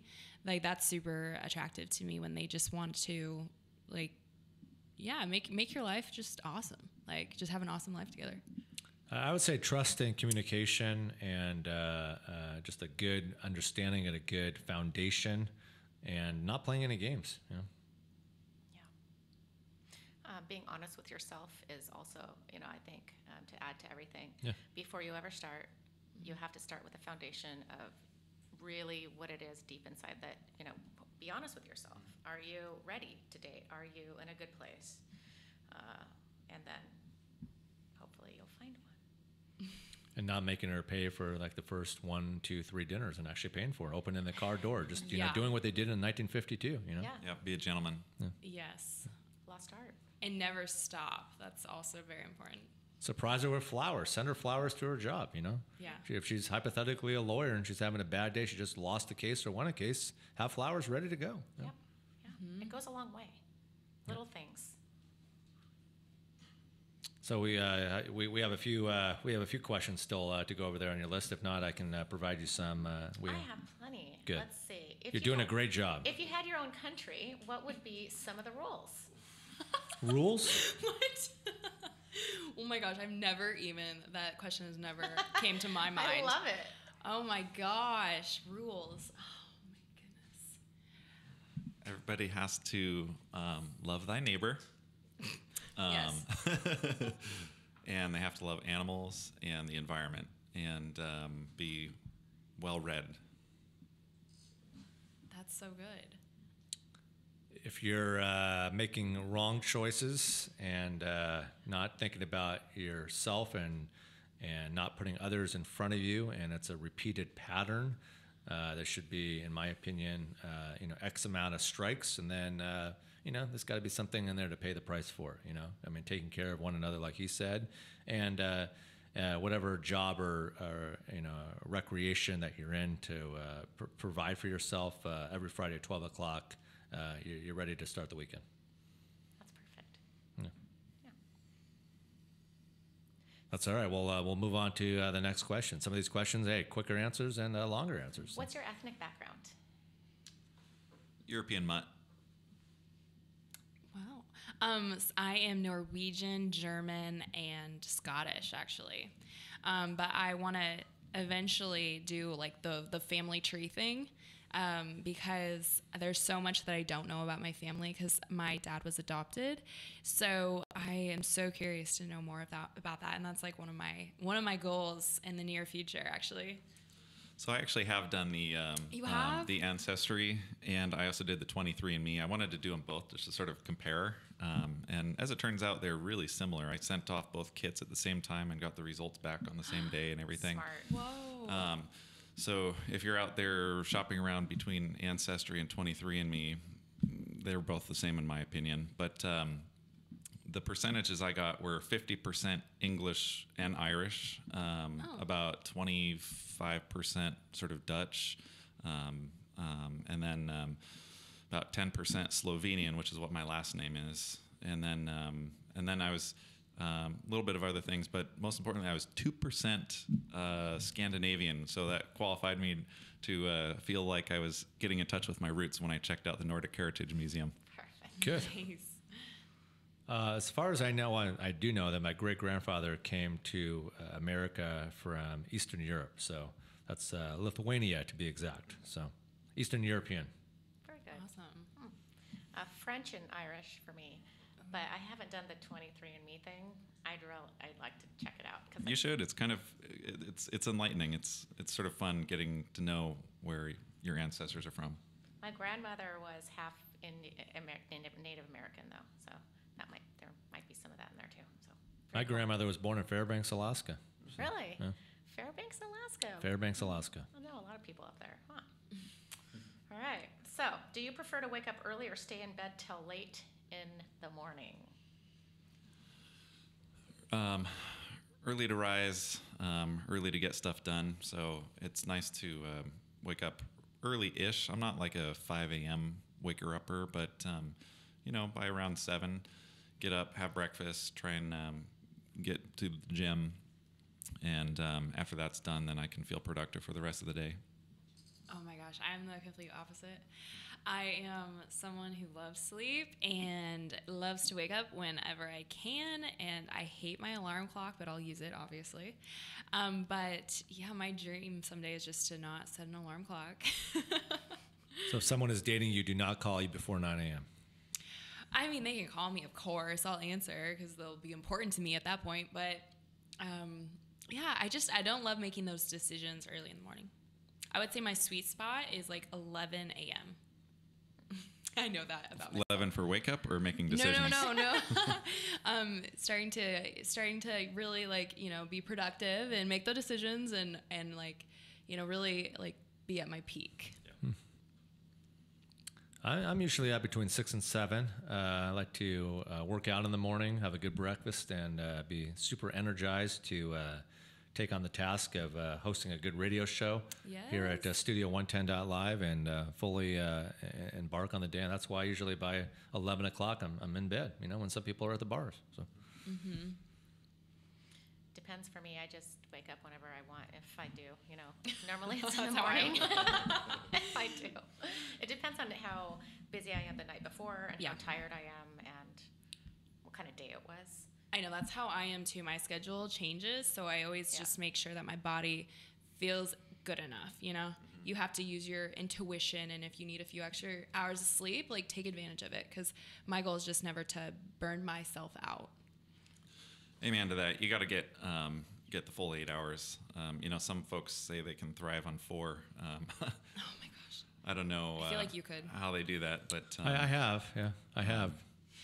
Especially before Summer Jam every year, 22,000 people on your mind, making sure they have a good experience out at the Gorge. It's a task. Wow. So you're definitely not sleeping, especially when Rick Ross is calling you at 4 o'clock in the morning saying that Rick he's not going to come out to Ross. do his show. So yeah, it's definitely happened a number of times. So. Oh my God. I bet you handled it like a champ. Yeah, my counterpart and I were at the Cave B resort next to the Gorge, and Rick Ross's people called us and said that he wasn't going to come. So we just gave him 3 options: start pulling records off the radio station, get a full refund, or give us a free show. So gave him three opportunities, and he fortunately for himself, he chose the right option. So that was one example where I got about 2 hours of sleep. So Wow. and was still able to be on stage with a microphone talking to 20,000 people. Did So coffee help, or were you I don't just drink coffee. Okay, you're going off your A fire, good, whatever it's called. just a good Cave B breakfast, and a lot of protein and protein bars, and ready to attack the day. Awesome. Cave B is awesome, by the way. I can't ever get into that place. I have to just go there and drink wine and have dinner, but I can't. It's always booked up. Like, you can't get in there, but I love it. I want to stay there so bad someday. So you're lucky. You're lucky. We'll see if the current GM is still there. I'll see if I can pass on contact info and see if we can change that for you. That'd be more networking. awesome. I love it. I love it. I know. I'm like, please. We're I wanna all stay. human Rolodexes. We never know who Yes. we know. So That's very true. Oh. So my mom was a hair designer for 55 years. I can tell your hair Oh, is thank you. beautiful. She just died last year.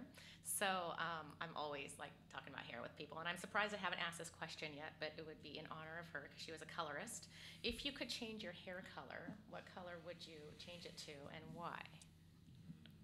Oh my gosh! Well, of course, I'm speaking for the girls who do dye their hair. That is so hard because I am so particular with my hair color. But if I had to, I would just, if this is an option, I would just leave it natural. Is that an option? Sure, anything you want. And Okay, that's so perfect. it would just be brown. Awesome. Like, what kind of brown? Like light brown, dark the color brown? of my eyebrows. Oh, And no one can okay. see that, but it's Yeah. probably medium brown. Got it. Okay, Yeah. perfect. Yeah, I mean, I'm perfectly happy with my own hair color, so just leave it. Can I have that answer? I would love to try, just to try it, to see what it would look like, is like an ice gray color. You know, like how you see some of these women that are younger and they have the grayish hair. Just to see what it looked like. It would probably freak me out, and then it would probably wash my face out, but then I go back. But just to see what it looked like. Ice woman. Yeah. Oh my gosh. I was born with blonde curly hair, so I would think about going back to blonde, and it looks good on a lot of people. Macklemore just dyed his hair bleach blonde, and yeah. when he doesn't wear his motorcycle helmet around downtown Nordstrom's, it actually looks fairly good on him. So. That's awesome. Okay, so would you pick like American pancakes or English flat pancakes? Oh, that's a great question. I love this question. It's probably my favorite one of the day. So I'm known to go to IHOP at 2:30 in the morning randomly on a Saturday night, Sunday morning, and get the 5-stack for $3.99. So For your good breakfast and your 3 hours of sleep. yeah, Awesome. well, once in a while, not on occasion, but once a month or whatever, I'll go up there with friends, and I love pancakes and waffles. So Oh my gosh. the most unhealthy thing you can possibly eat, but. Oh my god, I love American pancakes with strawberries. That's my absolute Oh, they have the favorite. chocolate chips. They have the Nutri-Grain. They have everything for they have the whole healthy choice there at IHOP. And So, whipped cream. yeah. Yeah, whipped cream's good too. And chocolate chips in the, yeah. Everything. Or how about making them homemade? A pancake party. I know. I make protein pancakes. They're really good. We should have a pancake You do those party. Kodiak ones or We should. Yeah, We should. the should. Kodiak Like all the power fixins. cakes? Oh man, no. Should I? I just make them myself. Have any of you Probably better ever? homemade. Have any of you been to Portage Bay Cafe? Yes. Yes, so good. The whatever it's called, the fruit bar for their pancakes and waffles, all the organic fruits and different things that you can get there to put on your pancakes and waffles, and it's one of my favorite spots. I'm so hungry all of a I know. sudden. I'm starving.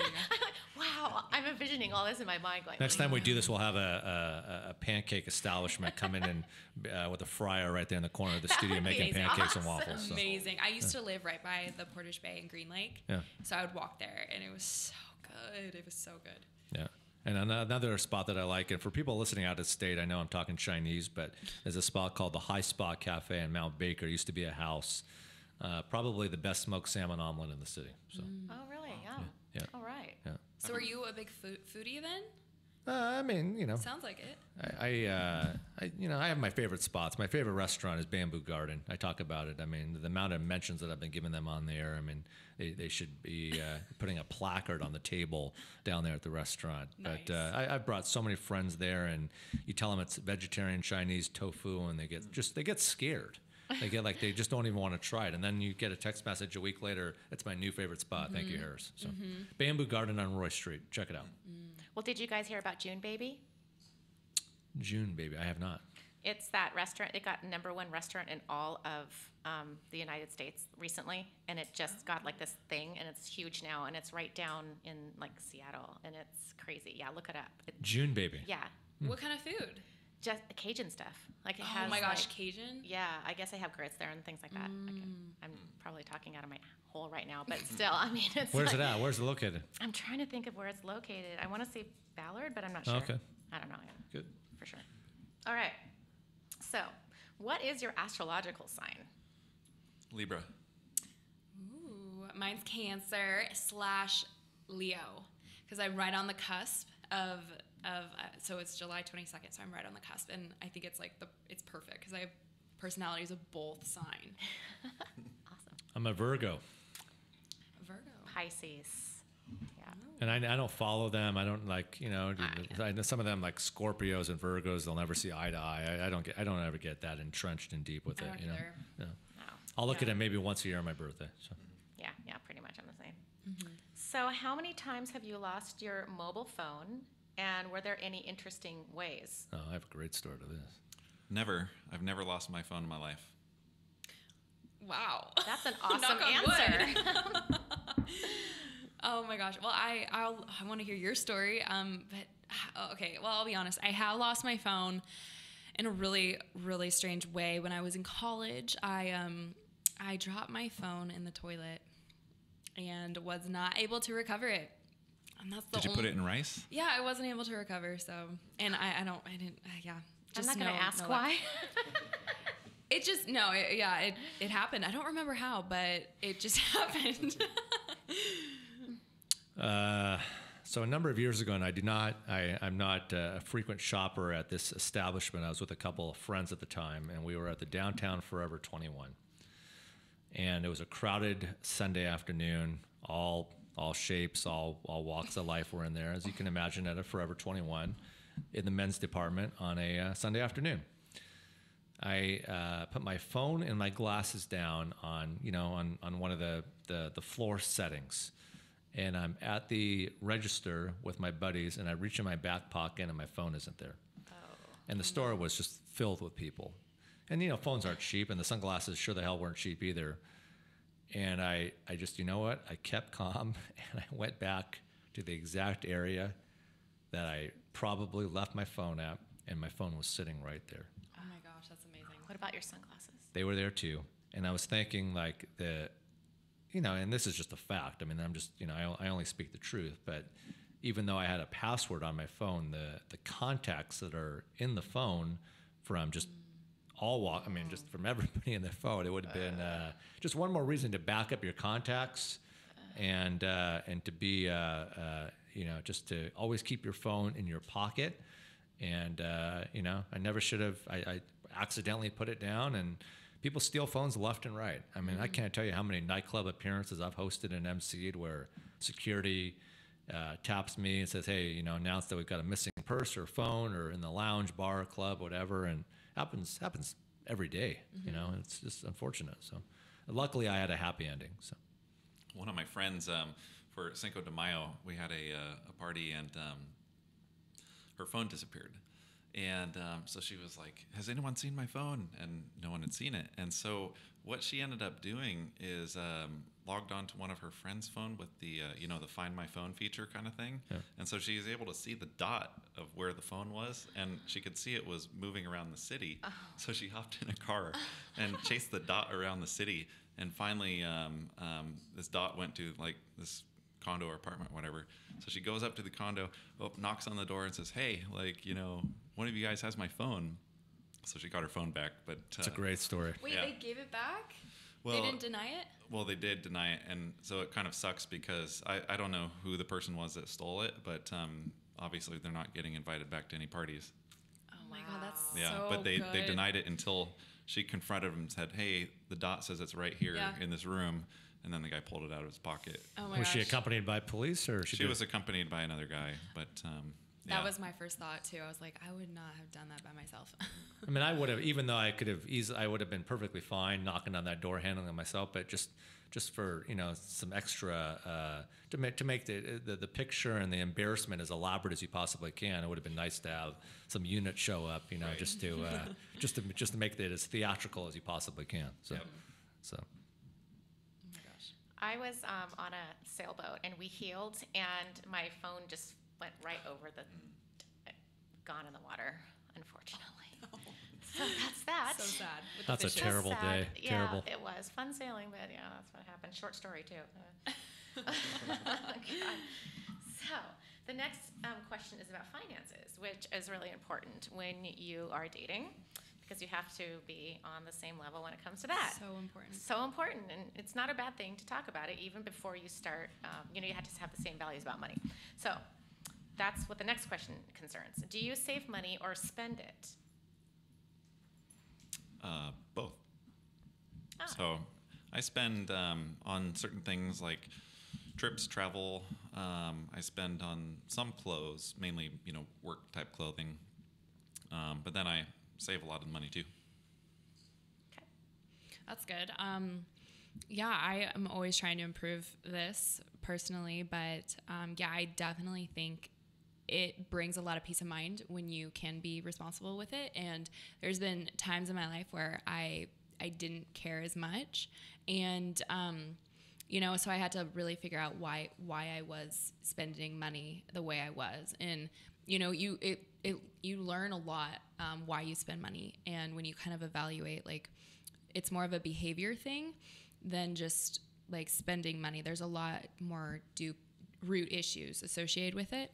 And so, yeah, I definitely work at it like a lot, but I think it's important to invest in things that are important to you and align with your priorities and your values. Like working out, I love working out, I love travel. I do invest in things that come back to me, come back to my happiness, and come back to my overall appearance and brand and business. And like you just have to kind of figure out what really is important to you. I mean, I've always been considered. I like to save my money. I've always, so that was kind of how I was raised for my, my mom and my uncle and grandmother. But when it comes time to finding good deals on fashion pieces, I'll treat myself. Recently I haven't got it yet, but one of my favorite designers is a brand called D Squared. And they have there's one left actually, in for sale in America. And when the jacket came out, it was $2,560. And the guy is an artist who I happen to know. He lives in Los Angeles and he collects jackets and doesn't need the money. And if I can get it for $400, I'm going to buy it. Oh, for sure. It's a good deal, Yeah. So. I think for me, in the past, I would spend money. But nowadays, not so much anymore. After I spent a lot of money back in 2012 and 2013, I could have used that money and put it down on a second house somewhere in Ballard or Fremont, which I wish I would have done. Instead of now, that same house, I would have had a bunch of equity in it had I done that. But instead, I traveled the world and did all this cool stuff in 2012 and 2013, and I wish that now looking back, I should have done X, Y, and Z. So because of that experience, I'm a little more cautious. But I'm like Miss Seattle here, where I spend money on self-care. Things Absolutely. like that will enable you to feel better, so that you can be able to connect with people and be your best self. Because being your best self is going to continue forward your success. So things that just take care of, like there's this place called Tummy Temple in Ravenna, and it's self-care for the inside of your gut and your body, because really we house a lot of energy there, and you can get a lot of cool things there. Also, find a good holistic healthcare provider that can give you what you need for vitamins and intravenous vitamins even. Yeah. Those are really the best ones to keep your longevity and your health. And that's what I'm all about. So I that's love where I do that. I'm all about that too. Like as an entrepreneur, you guys know it takes a lot of energy and it's a lot of output. And sometimes in your seasons of pushing and when you're really running hard, you need to take care of yourself. And so I do believe in the correct supplements and making sure your gut health is really important. So that's one of my passions as well. Very cool. Yeah. Yeah. So that's where. Yeah. Yeah. I'm curious about the intravenous vitamins. Like, what are you doing? Like vitamin C or? Yeah, you can do intravenous vitamin D as well, which is really cool for around here. Yeah. Vitamin D is like we're lacking so much, and Yeah. it can really affect your fatigue and how you are as a person. So you can get vitamin D IV, and you only need 4 of those a year, and then you're good on your vitamin D. But it will help you feel. Oh, great. good to know. I didn't know that. Yeah. So, yeah. That's cool. So health, the value of health. You Yeah. want to have that value. So if you had a label around your neck, what would it say? I love this question. Oh my gosh, that's so funny.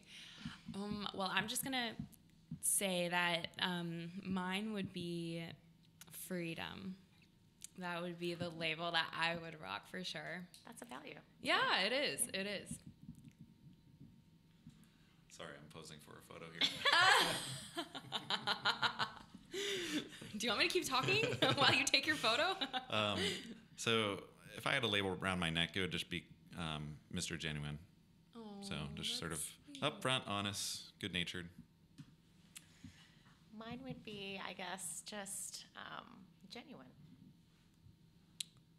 Mine would be the Star of David. I like it. Wow. Yeah, That's amazing. Mine would be the Star of David if I was to wear a necklace or something around my neck. Love that. Very good.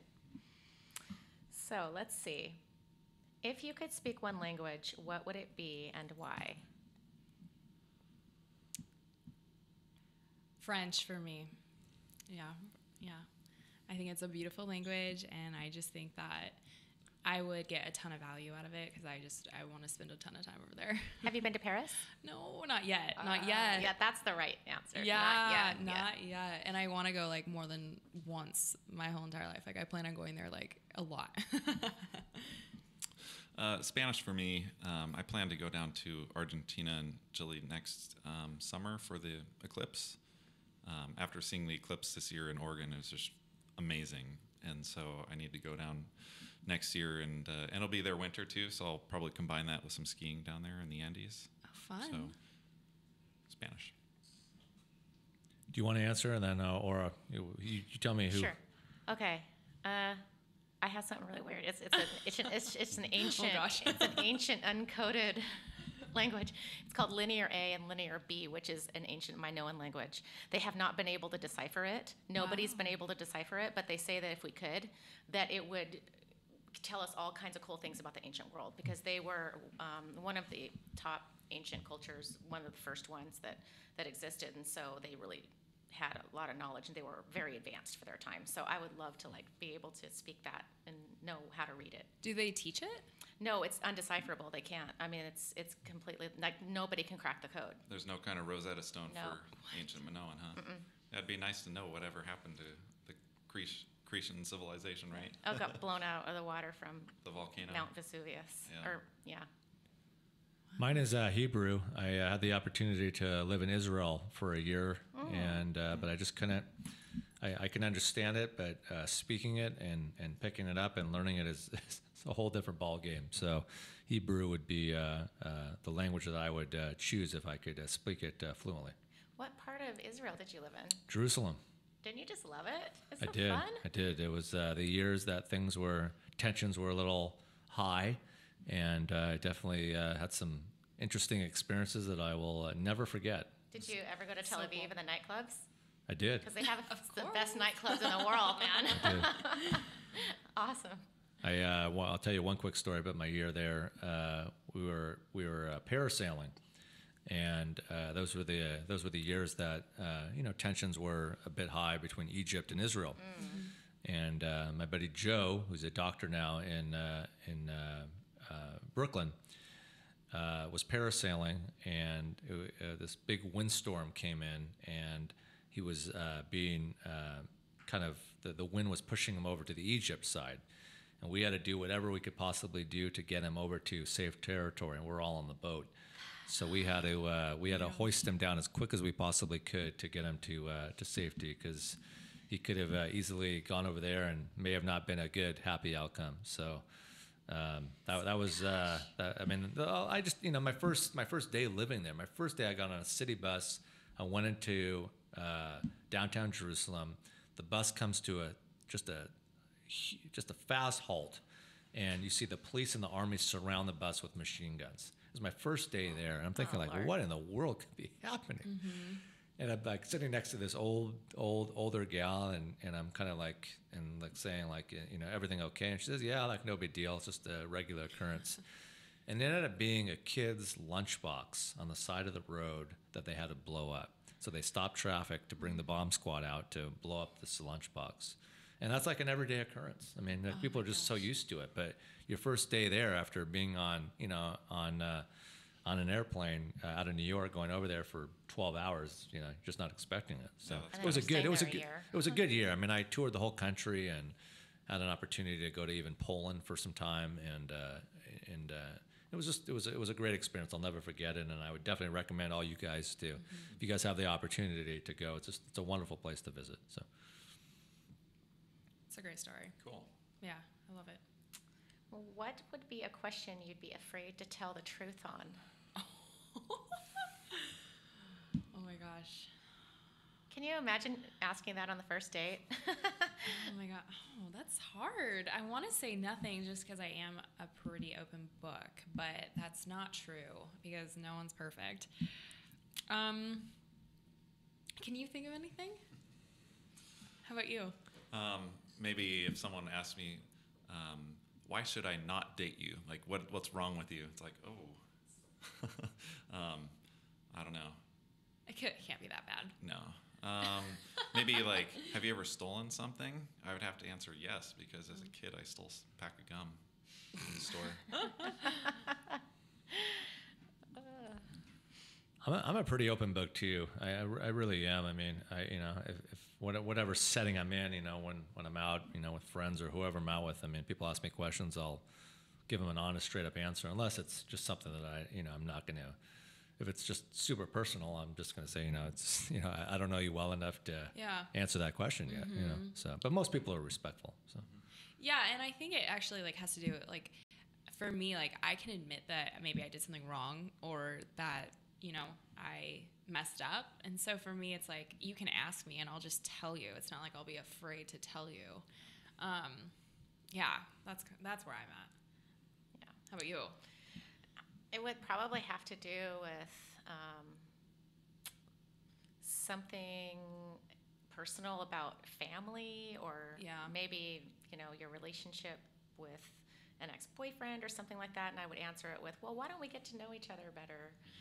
Or something like that on the first date, or I would say, well, let me coach you about what to ask on a first date. That would be where my coaching would come in. That's a really actually good point. What do you have to, what kind of advice would you give us? Because I haven't dated in a few months, and I'm definitely open to it, but I feel like I don't even know where to start, almost. I would say at the beginning, just keep it light and fresh. Start off with, okay, what is it that I really care about in relationships, and keep that at the forefront of your mind. If, for example, art is really important to you, try to gauge to see what kind of artwork they like, or or if they like artwork at all, or if they like whatever that is, because then you can start sort of honing in on their interests. Again, give them a chance if they're nervous, or maybe they forgot to say something on the first date or something like that. But start off with just the true you about what it is that you're really really kind of lights your fire in your life, and talk about that. And of course, the one thing that I would say is pay attention to them. Again, you're interested in this person. Show an interest. For as many questions as you're answering, ask some back.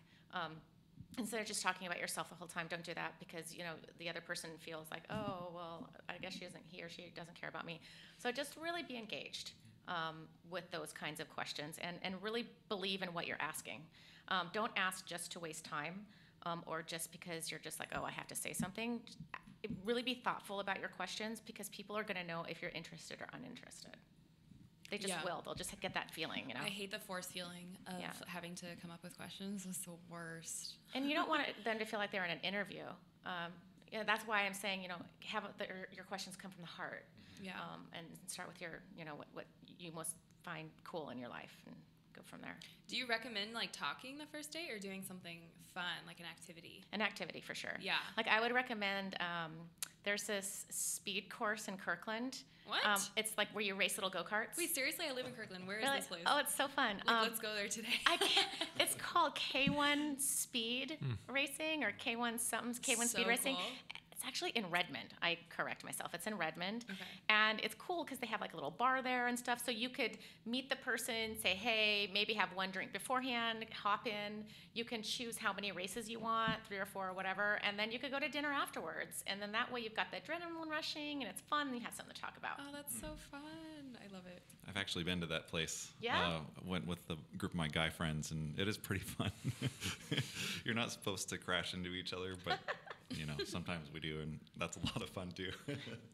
I broadcasted from there, from one of those before, so Oh, that was yeah? fun, being live on the radio, broadcasting from one of the go-karts. So that was a fun experience.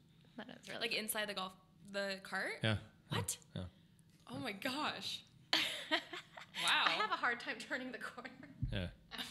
I had to have a special mic so I could, focus on driving and, being on there at the same time. So, Yeah, it's fun. you see the sportscasters, with the mics. So that's what I had to. That's awesome. So it was a fun experience. Would you do it again? Totally. Okay. Yeah, totally Then do. it, Yeah. it was. Yeah. Probably made We can add that to the bucket list of outside of the studio, fun recreational, having a pancake party. Yep. And now I'm going go-kart racing. So, We should set up a pancake party So fun. outside the go-kart racing place, and just Yeah. have some chef be flipping Yeah. pancakes. yeah. Yeah, well, that place has like a big kind of kitchen area in it, so like we could have our pancakes and our go-karts, and it's all Yeah. in one. Yeah. Yeah. Just do it on a random Sunday, morning or whenever they open up on a Sunday. So. Make sure there's champagne there. We all have to have champagne and pancakes. Requirement. Yep, and strawberries.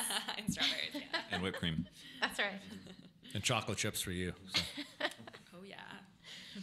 So if you had one day in your life to live over again, which would you choose and why?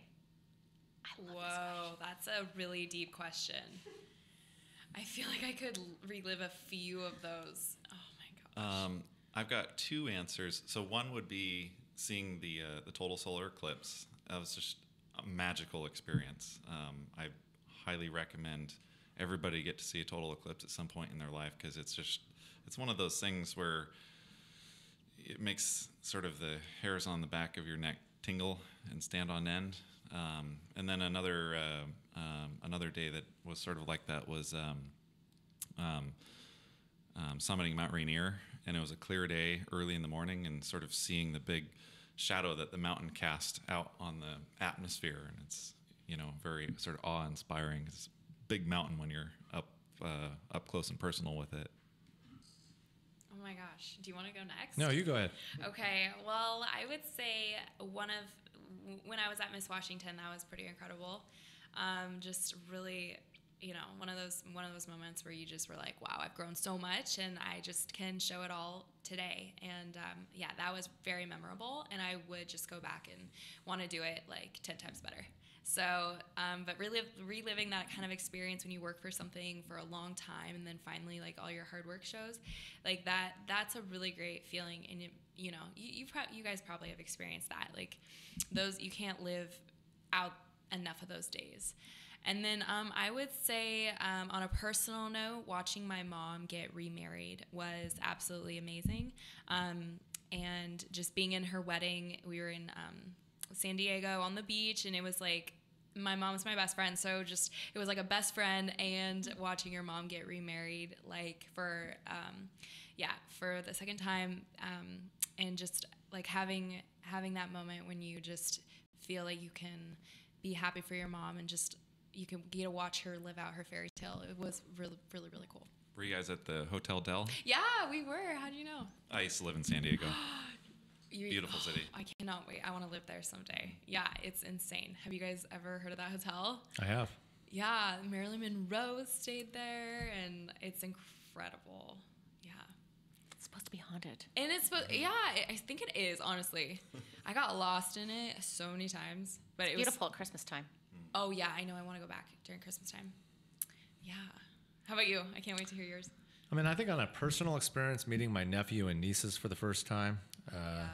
One of my sisters has 3 beautiful children, and meeting them for the first time. And then on I don't know if you wouldn't definitely classify this as a professional, but more also on a personal, and never really done a lot of like competitions, and a bunch of friends and I decided to do like and it took a lot of preparation to put together like a running competition for the 300 meter and like a 2-mile run. And the goal for the 300 meter was to do it in 57 seconds, 3/4 around the track. And then on the 2-mile run, it was to do it in under 10 minutes. So it took a lot of preparation and a lot of conditioning, but I was happy with the time that I sustained, and just to I think it'd be fun, kind of fun to experience that again. So that's really cool. Yeah, 2 miles in 10 minutes, really quick. That's like you're elated. Oh my gosh. Oh my goodness. Took a lot of hard work, but How long did you train? About 5 months. Good for you.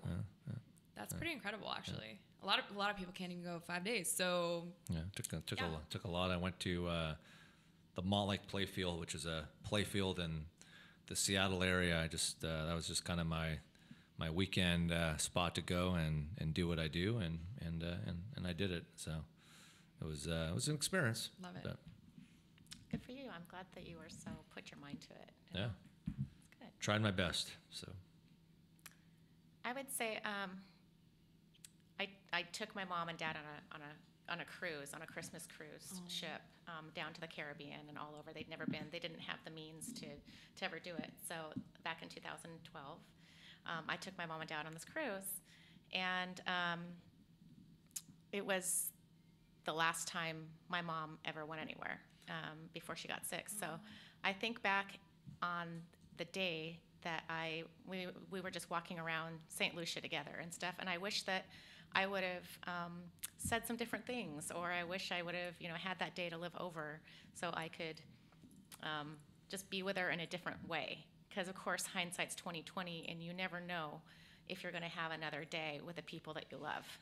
Yep. So to have to relive that over again, I would give anything in my life to be able to be walking with her down the pretty streets.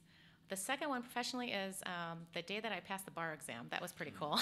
Oh yeah, that's an accomplishment for sure. Calls for celebration. I'm like, oh my gosh. And of course, my mom and dad were there. And I'll never forget the feeling when I opened up that envelope and it said that. And oh, wow. Wow. Talk about a so sigh of relief. exciting. Oh, man. Yes.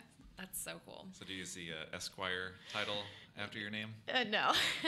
Well, no, I don't, because I don't want to be known as, people are kind of afraid of lawyers and shy of lawyers. But it was still great to pass the bar exam. For sure. I think since we're running out of time, let's end it with this question that I always like to ask in studio guests: your favorite retail shopping experience, if there's one. We were talking about Nordstrom earlier. I really enjoy that. But I also like Neiman Marcus right near here, because they have a great jewelry section that you just can't find that jewelry anywhere else. I'm really surprised and shocked at what they have down there. But I love the staff at Nordstrom's. I've been shopping there since I was 6 years old. The one downtown Seattle, by the way. And I just have a personal affinity toward that particular store. It's like walking into home. You're talking about Nordstrom's Rack downtown? No, Nordstrom. Nordstrom, okay. Yeah, the actual flagship store. Yeah. Mine would be an REI shopping experience. I used to moonlight part-time at REI at the Redmond store before it became the Bellevue store. And so when you're an REI employee, you get significant discounts. And so I was a new employee there, and I needed to load up on gear. And so I bought 2 bikes and 2 pairs of skis. Nice. And so all my colleagues sort of looked at me funny when they saw me like leaving the store with all this gear, and they're like, "Oh my gosh." That's awesome. So it was a lot of fun because I paid like half price for all of it. Yeah, that's pretty cool. Well, I don't think I've had mine yet. I really don't. I think that it will be someday, like purchasing something for someone I love, or maybe a new car, a dream car, or a new home. But yeah, like my experiences have been great, but I know that they're nowhere near where they're going to be in the future. Do you guys want to hear the craziest shopping experience ever that my producer Erica knows about this? But She's shaking her Of head. course, yeah. I still can't can't believe wait this to hear happened. this. I still cannot believe this happened. Nordstrom's Rack. I was there on a Sunday. I saw a blazer, a tuxedo blazer from Diesel with like these funky sweatshirt kind of material like this, arms on it. Didn't even bother trying it on. Went back 1 week later, tried it on, fit me perfectly. The price tag was $498 originally, and was marked down to $67.50. I go to the counter to buy it. The lady behind the counter at the Nordstrom's Rack looks at me with this glowing smile on her face and looks at the jacket, and then looks at me with this glowing smile on her face. I'm like looking at her. Do I have like a stain in my shirt? Like what's so funny? I look at the computer there where you put your credit card on the counter, and it says 0.01. I give her $1. She gives me the $1 back and says, "Enjoy your free $500 blazer." What? Wow. That's Was that just like an error in their system? Or? It was a penny. They have penny items apparently that are so rare to actually be on the floor. This happened to be on the floor. Haven't worn it yet, and it stayed there for a week. They didn't even notice it for a week. Wow. And I guess after tax it would have been like what, $540, $550, somewhere around there after tax. And so yeah, I mean, she said enjoy your free $500 blazer. why doesn't that ever happen to me? No, seriously. So, That's so crazy. I love it. Wow. so it just shows you just got to hit up Nordstrom's Rack. Yep, So. yep. I'm sold. Yeah. Got to hit Nordstrom's Rack with that crazy story that I thought would be a fun story to tie into, because it's fun, when you're out with a significant other or you're single or going out with friends. It's fun to go shopping. Yeah. How many girls do you guys hear from your girlfriends like, hey, he hates to go shopping, and so it's like it could be a good experience to be able to add that to the bucket list for fun dates. All right. With that being said, I want to thank Riley and Chris and Amy, my in-studio guests today, for Dating 101. It was a great show, a great segment. We still have plenty of questions left for next week's Dating 101 segment. I learned a lot. Hopefully you guys all had a wonderful experience. You guys learned a lot. Yeah, thank you guys for will having want to us. come back, and hopefully next time I see you'll have a better story in terms of maybe you'll meet someone and you'll be able to maybe bring that person in. It's like, Bring that person in, and and same with you. I think actually we're all, except my producer Erica, we're all single, and I'm not going to harp her on this much, but the only reason that she's dating the person that she's dating is I told her to go to Anthony Hamilton's fight at Snoqualmie Casino a couple weeks ago, and she didn't want to go, and now she met the man of her lifetime. So. You're gosh, the I love it. matchmaker. So I'm gonna take a little bit of credit for that. So that's why she's got a glowing smile on her face. So with that being said, it was a wonderful show today, and I look forward to being back at it tomorrow. And then of course Monday through Friday, Studio110.live. Make sure you're following us on our Instagram. Hit us up on our YouTube channel, and we'll look forward to being back with you, audio and visual, Monday through Friday, 1 to 3 Pacific Standard Time, out here on the West Coast. Shouting out all my friends, everybody that watches the show every day. Appreciate all of you guys. If you're out here on the West Coast, enjoy this beautiful sunshine that I'm seeing outside the studio window. And wherever you're at, be safe out there, and we'll look forward to seeing you